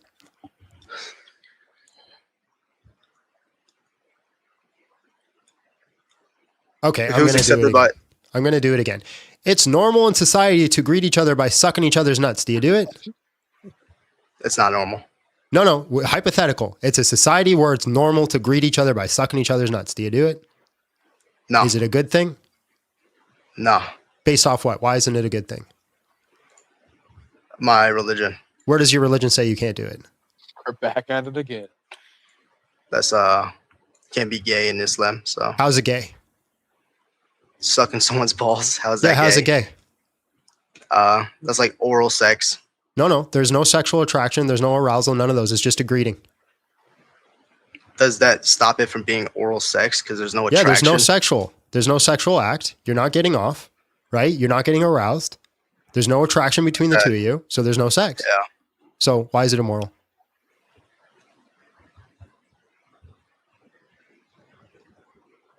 It's a normal part of the culture. Your Quran doesn't condemn it. Why is it immoral? Why is it wrong? That's a homosexual act. How's it a homosexual act? Sucking someone's balls. I feel like that's a simple answer. You're going full circle again. How's it homosexual? You're just saying it's homosexual because it's homosexual. How? Dang it.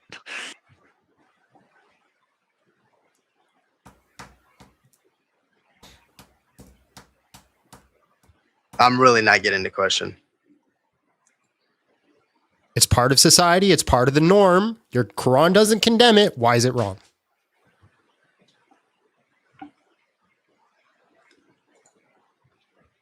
Can you give me an answer? I'm going blank. Can you give me an answer? I can't give you an answer because I'm applying your standard. You said if the society deemed it as normal and the Quran doesn't condemn it, then it's a good thing. So if we have this situation where the society deems it as normal, the Quran doesn't actually condemn it, so therefore it's a good thing, and you ought to do it.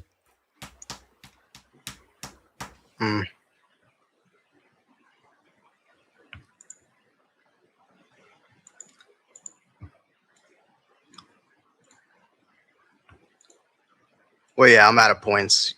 So, I mean, can you give me reasons why Aisha's marriage wasn't moral? Because it caused harm. The harm principle. Did you say that? All the data that we have says that sleeping with a 9-year-old causes harm. Did she say that? And she needs to say it. She needs to say Yeah. it for it to be true that she was harmed.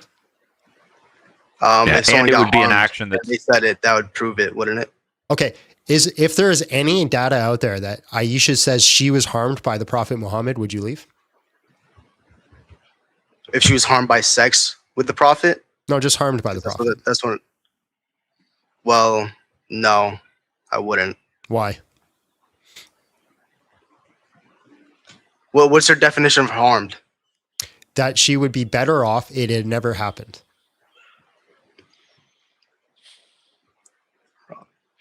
If it says that she was harmed with sex with the Prophet, No, just harmed. Just harmed. No, Why no, no. don't- I'm telling you. I'm I'm asking you a simple question. If he harmed her, would you leave Islam? And if no, why? Can you show me it, and then I'll answer the question? Answer the question first. If no, why?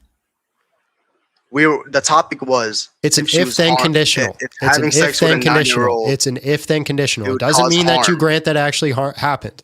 If Muhammad harmed Aisha, would you leave Islam? And if no, why? Well, like he hit her with like he bumped into a door and it hit her. If he intentionally She was harmed harmed. Aisha, would you leave Islam? If no, why? If I were to slap you on the wrist, Oh my would that God, count as answer harm? the damn question. Well, I'm not. No, I'm saying to answer the question. I need this. If I were to slap you on the wrist and it caused no bruising, it didn't leave a mark, would that count as harm? If Muhammad intentionally Why can't you answer that harmed question? Aisha, would you leave Islam? If no, then why? No, I wouldn't. Why? Because in the Quran it says you can hit your wife. There you go. That's a good boy. We got it. That's a good boy. Now, No, with we're that, good. We're now, good. No, no, no, I no, no, no, no, appreciate no, no, you. no. I'm gonna finish it. No, I'm gonna No. finish it. You can't just No. cut me off. I can. Watch, I just did Yes, it. we can. Alakazoo, Alakazam, you're back in the comment section. And There's we also- don't give a darn. Oh, you're close. Almost brought that one home. All right, guys, we're $50 short of the Dono Go for today. Again, I hate grifting, but we got to do it if you want to keep this channel going and you want us to expose the terrible, terrible aspects of Islam. Please make sure that you support the channel with whatever you can in that Dono bar. We've gone a little later than we normally do because we're trying to achieve some goals. But yeah, if we don't, well, we're gonna have to shut down the live, which Muslims will love it. Muslims will love it. If you want to support Islam, make sure you do not donate. If you want me to leave, fill the donut bar right now. There's a comment. It says we ball suck it here. Oh, we almost hit the goal. We almost hit it right on the dot. Thank you so much. Thank you so much. We'll finish the last 15. They want me to leave. See. Well, they gave 99, so. Yeah, Are we- just are we- shy. It's almost full. Petty off. How many more? How much more? 40 cents. All right, 40 Oh, no, cents. sorry, 80 cents. That was probably a Muslim that actually donated just so we stop absolutely No, it was. destroying No, them. we know No, that I'm guy. No, I'm playing. Thanks, DC. If you want to support Islam, make sure you do not donate.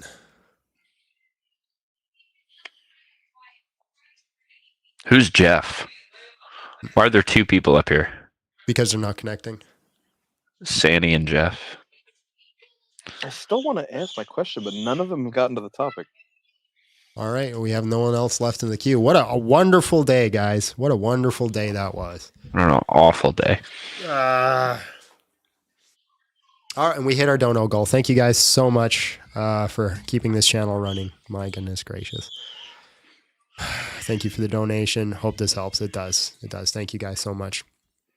Again, that's all we need. We're not greedy. That's just as much. That's the bare minimum to keep the channel running. Anything over top of that helps us grow.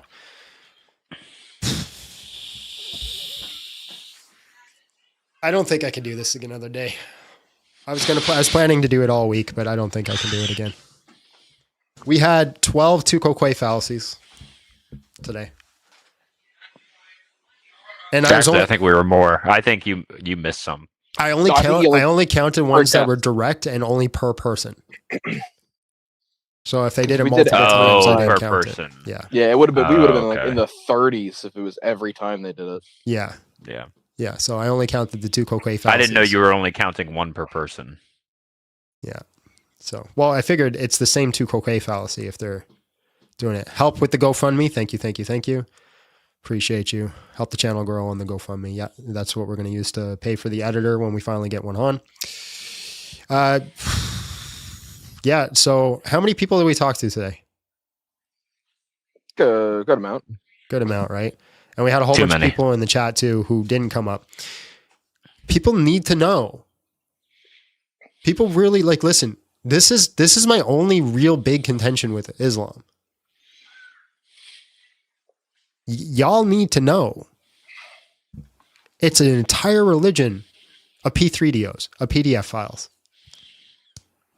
And if you don't believe me, go on my Twitter. Every time I mention that Islam is, I get a whole bunch of comments on Twitter about like, oh, we're okay to do it. You're just a hypocrite. You believe it too, blah, blah, blah, blah, blah.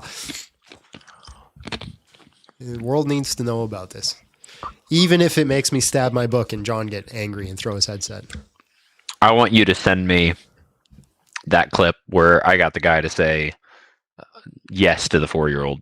I'm going to post that's what I was going to say. It's like we got 2 people today. I'm going to post that. Little John got him to admit that he could absolutely sleep with a 4-year-old. And the last guy was like, of course I can. I can beat my wife. This is Islam, everyone.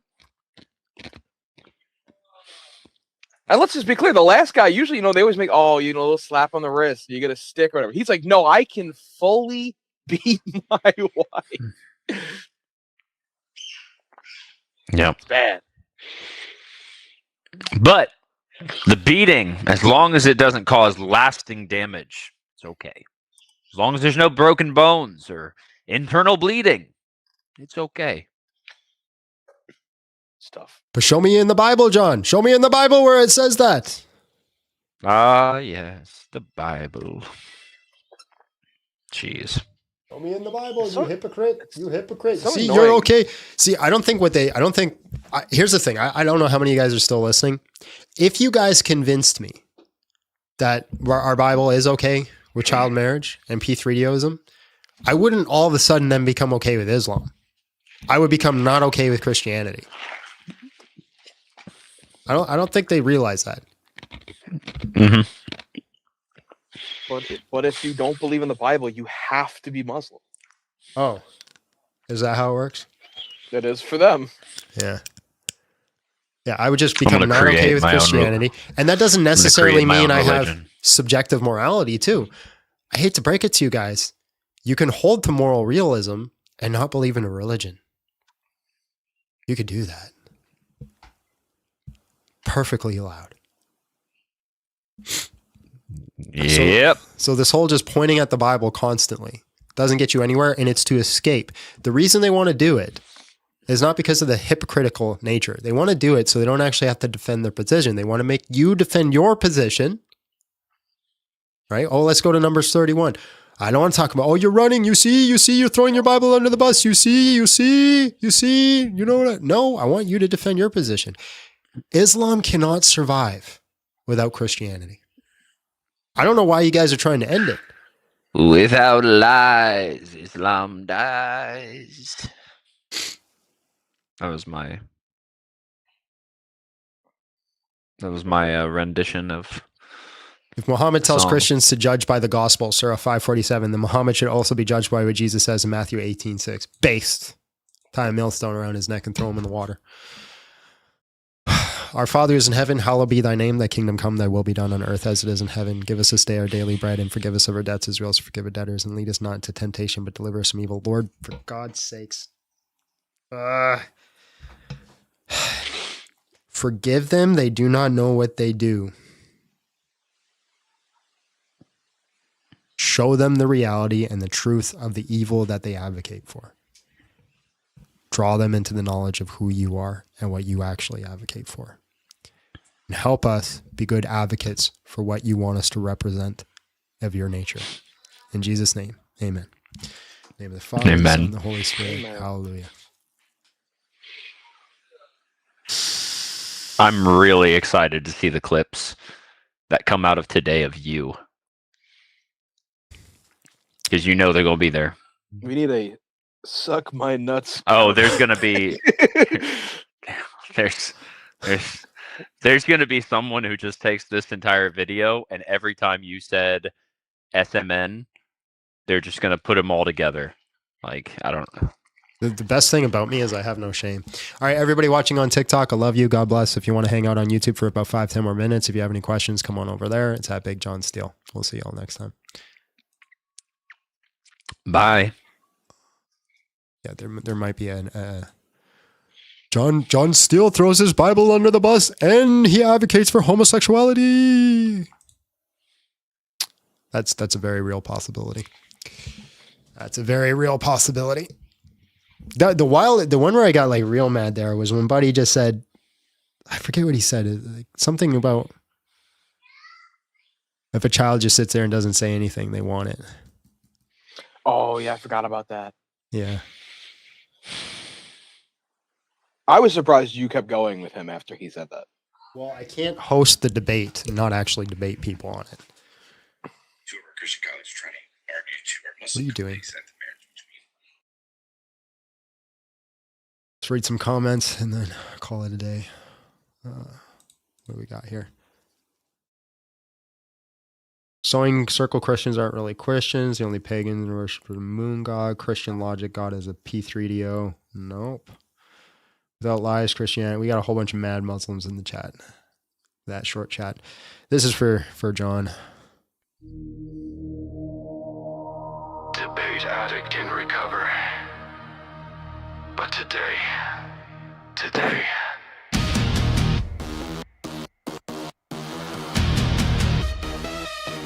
Explain Rebecca Isaac's wife when she was 3. Prove to me she was 3. They just run with it. They don't even know. I'm watching. There's a video that someone tagged me in talking about our live stream. Who's an atheist? I bet you it was the atheist that came up. No, it's not. I know this guy. His name. I think his name's Justin. I used to talk to him. Oh, I know him. Is he critiquing us? Yeah, I know him. Him. Yeah. I'm listening to it right now.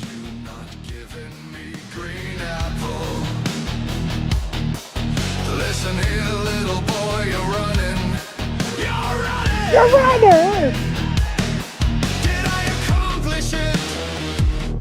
Holy heaven, brother. Oh, come on. Please focus on your own argument. Yes, give in to the hatred. Feel it rising, I can taste it. Was Jesus crucified? Answer me! What is Jesus, the Messiah of an Islam? Speak! Lock in. Shut up, little boy! Lock in. I was just really happy I didn't crash out today.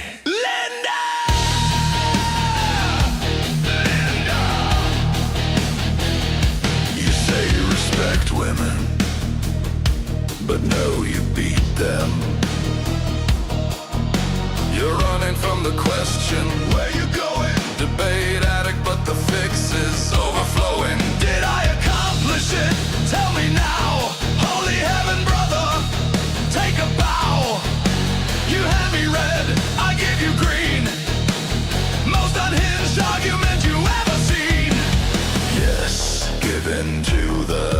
hatred. Every fallacy I've stated. Was Jesus crucified? Don't run! What is Jesus the Messiah? Come on! Locking, locking. Locking, locking. Shut up, little boy. Locking, locking. Locking, locking. I was just really happy I didn't crash. Didn't crash out. Oh, stop. I just got back. I just got back and it stopped. No, I watched it. He's saying the Muslims were not committing to cocaine. That's what he's saying. So when so what he's saying is when John presents them with a topic and they go, instead of dealing with the topic, they go, but what about this? They're not he's saying it's a whataboutism fallacy. Because he's saying it's a consistency check in reference to like a reductio. Now he's wrong because we don't hold to the same principle. So it's tu quoque only if we held to the same principle. Oh, I'm sorry, it's not tu the only quoque, way it's not tu quoque if we held to the same principle. We don't. Yeah, correct. So just to be clear, he sees a whole bunch of Muslims coming up and arguing for pedophilia, and he decides instead of talking about that and critiquing that, to critique me and how I'm improperly using a fallacy. Yes. I think it's not just the improper use.